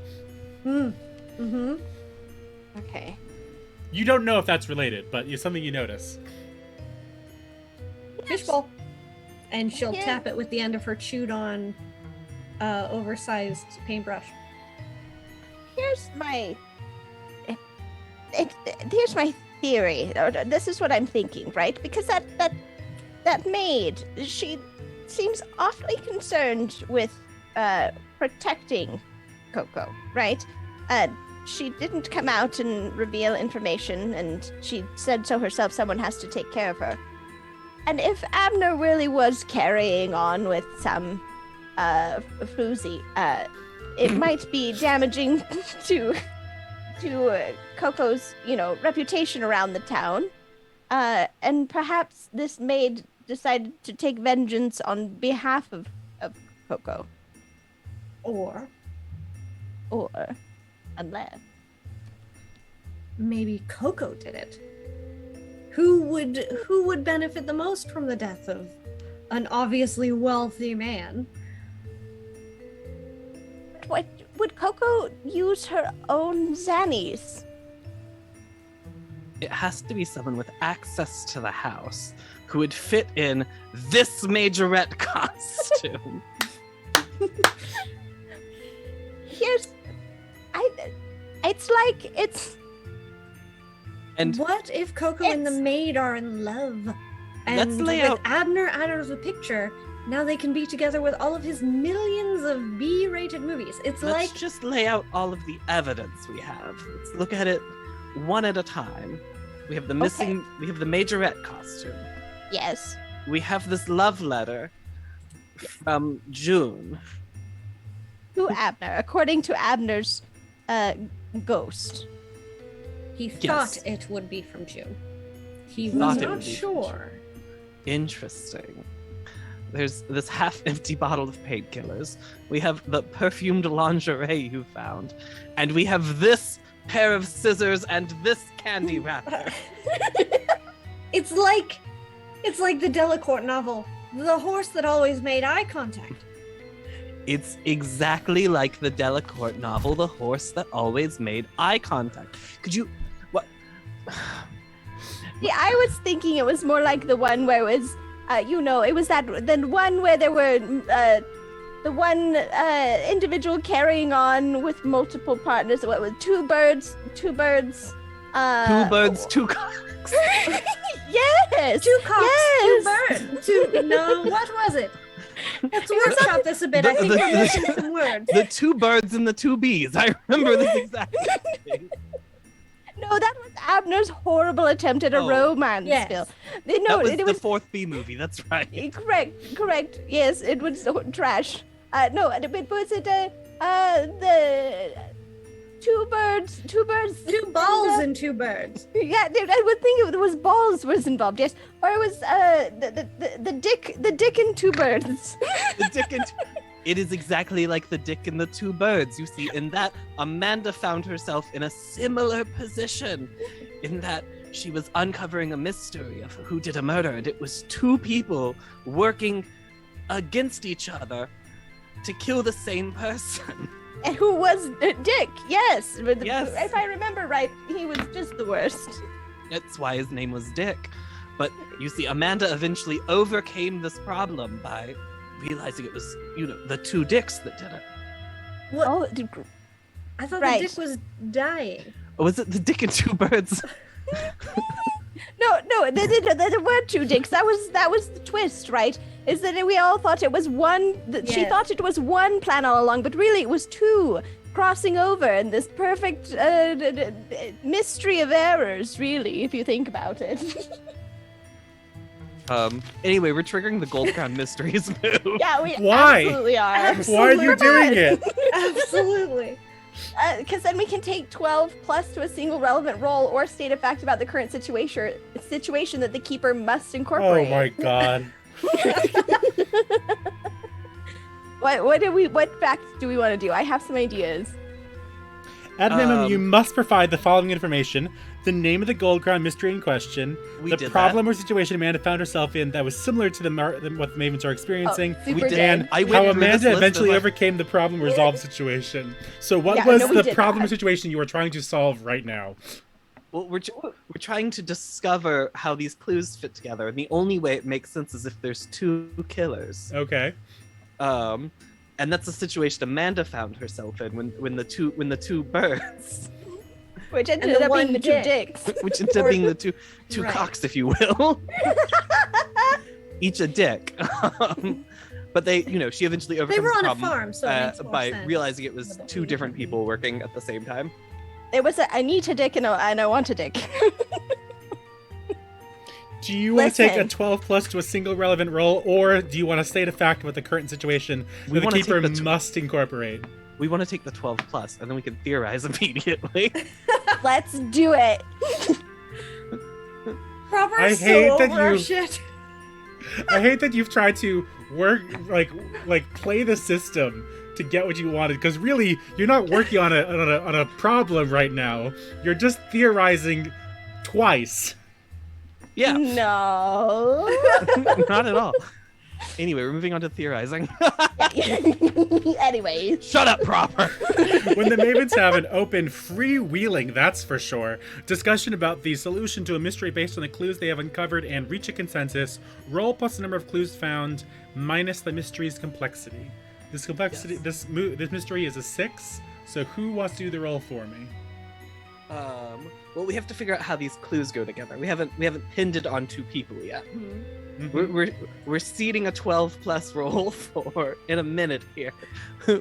When we piece all of these clues together. Okay, here's my suggestion. So we've got the majorette costume, Mhm. and we have the Xanax, and we have here's what I think happened.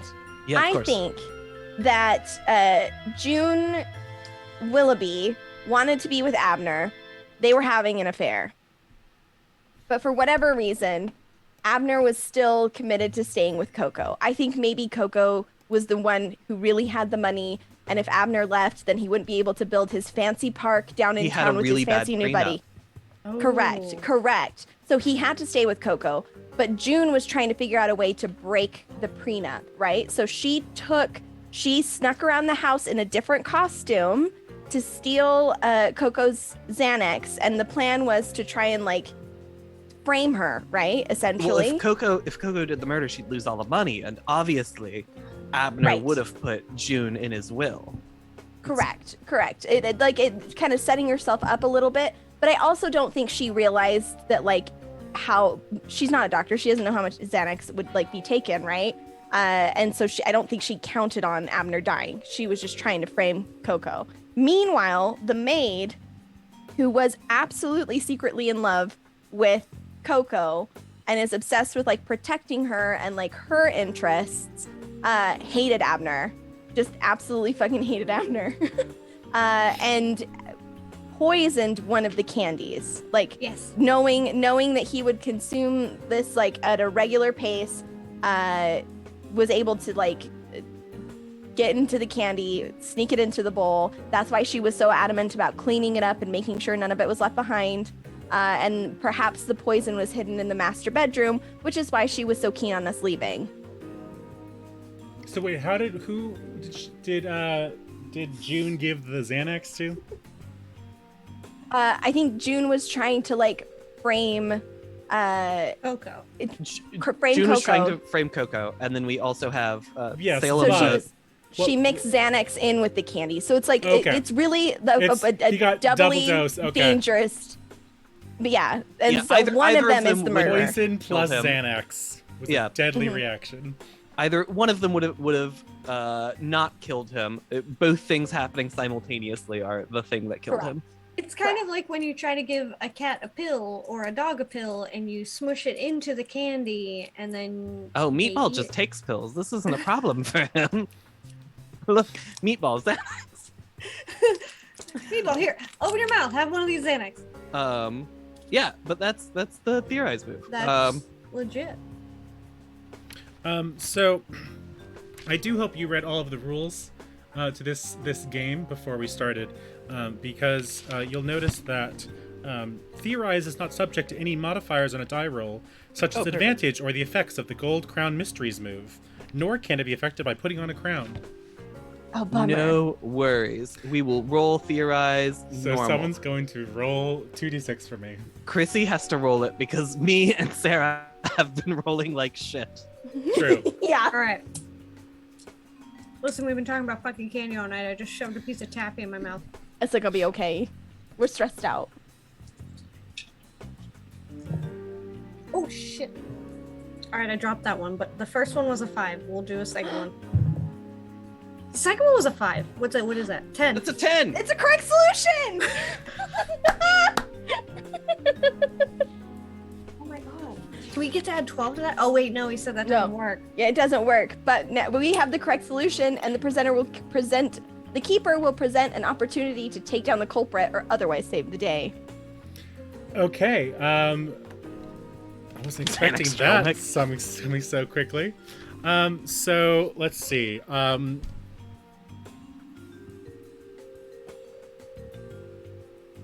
I think if you want to try to save the day and take down the culprit, you are going to have to try to.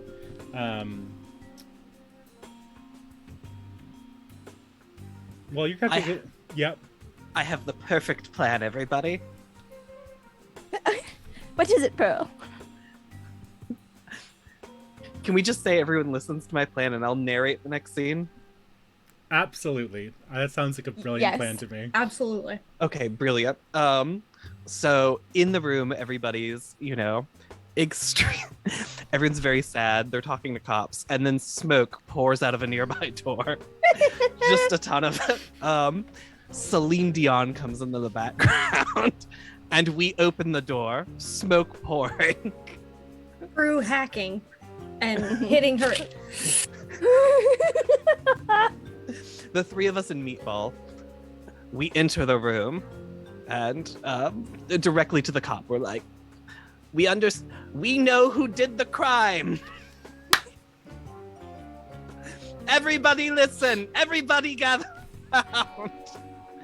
And then we do a dramatic reinterpretation of it. Mm-hmm. Yeah. We see stage by stage as you break down the scene and proclaim that Mrs. White and that June Willoughby are in fact the murderers.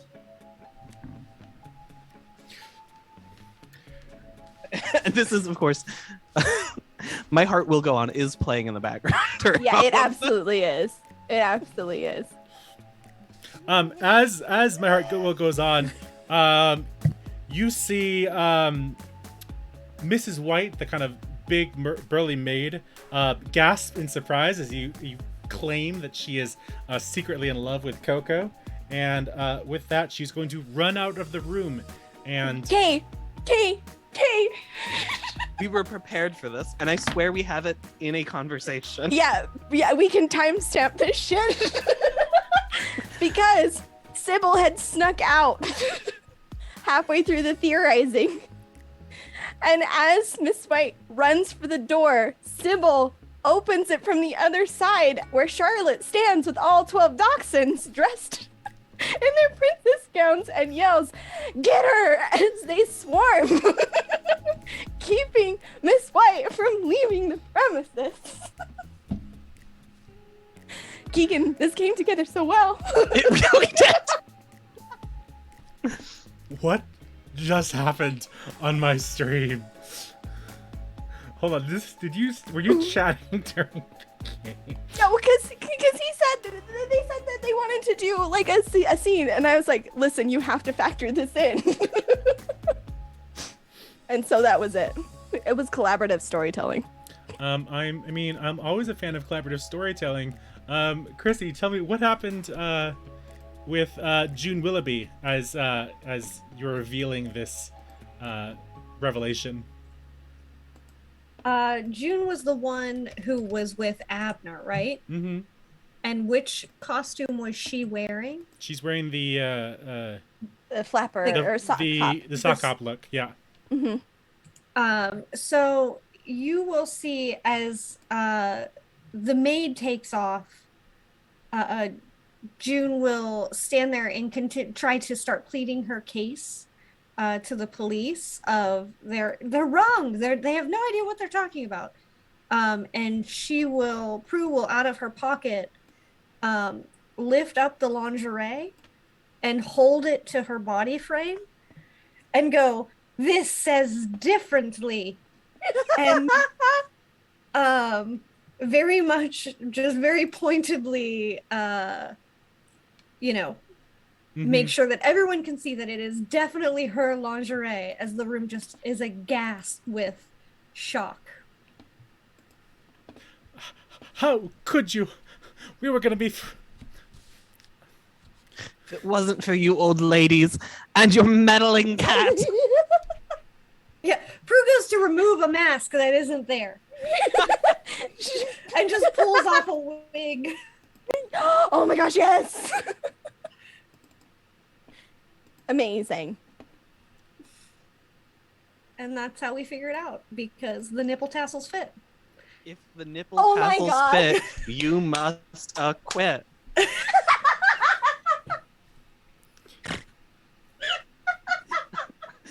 I don't think this has gone the way Proper thought it was going to.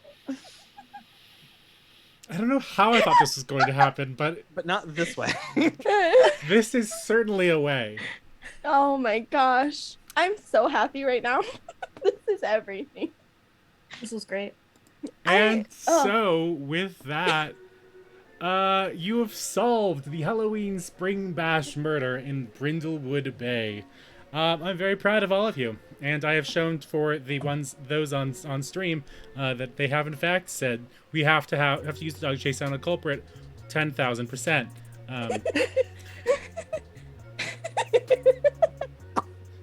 Well played, everyone. Well played. I said to myself that I would trying to get better at goofy hijinks, and I don't Got think the I right could. group for it. I don't think I could have picked a Correct. better crew. So I'll have to have you again in the future, and one of these days I'll be able to plan ahead for your hijinks.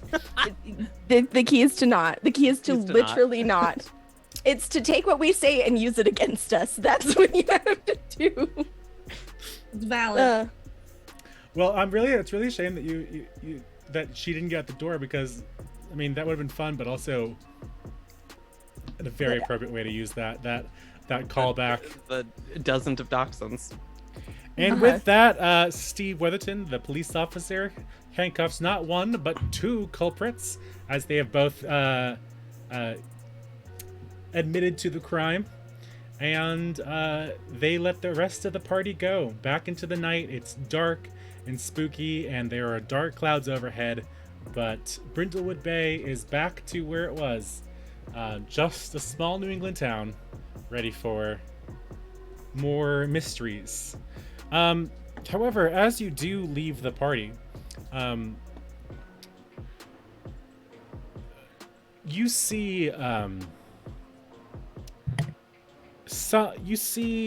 Coco Vidal as she yes, it was June and Mrs. White who did the murders, right? We never learned Miss White's name. Here's a true story. She's been written down as Salem, which wasn't her name. Correct. That's just what Cybil was gonna call her. Yeah. As you leave, you don't see this as characters, but we do. We watch as Coco Vidal closes and locks up behind her the big mansion, and she looks out a window, and the moon is completely full, and she grabs a sacrificial knife from the table next to the door, and opens a door down into the basement and ascends the stairs as the scene fades to black. And that ends our story of Halloween Spring Bash. I mean, Very that bitch cool. was up to something. Had to be something. How'd she get all that money, dog? What she needs all those dead plants for, though? I mean, maybe the maid was watering them absolutely perfectly. With blood. Dun dun dun. Dun dun dun. Oh man. Well, good. that concludes our mystery, I guess. So excellent Yeah. job to my players, and if you want to give your sign-offs, we'll head out soon. Yeah, absolutely. I'll go first, just overlay order. Hi, hello, I'm Osarix Franco. I played Cybil, and it was a lot of fun. If you like my face and the words I say sometimes, you can find me on Twitch, Twitter, TikTok, all of the places at Osarix Franco. I do a variety of TTRPG content across several fantastic communities. The next time you can see me doing that thing's going to be Nat 20 tomorrow night for Against the Tides.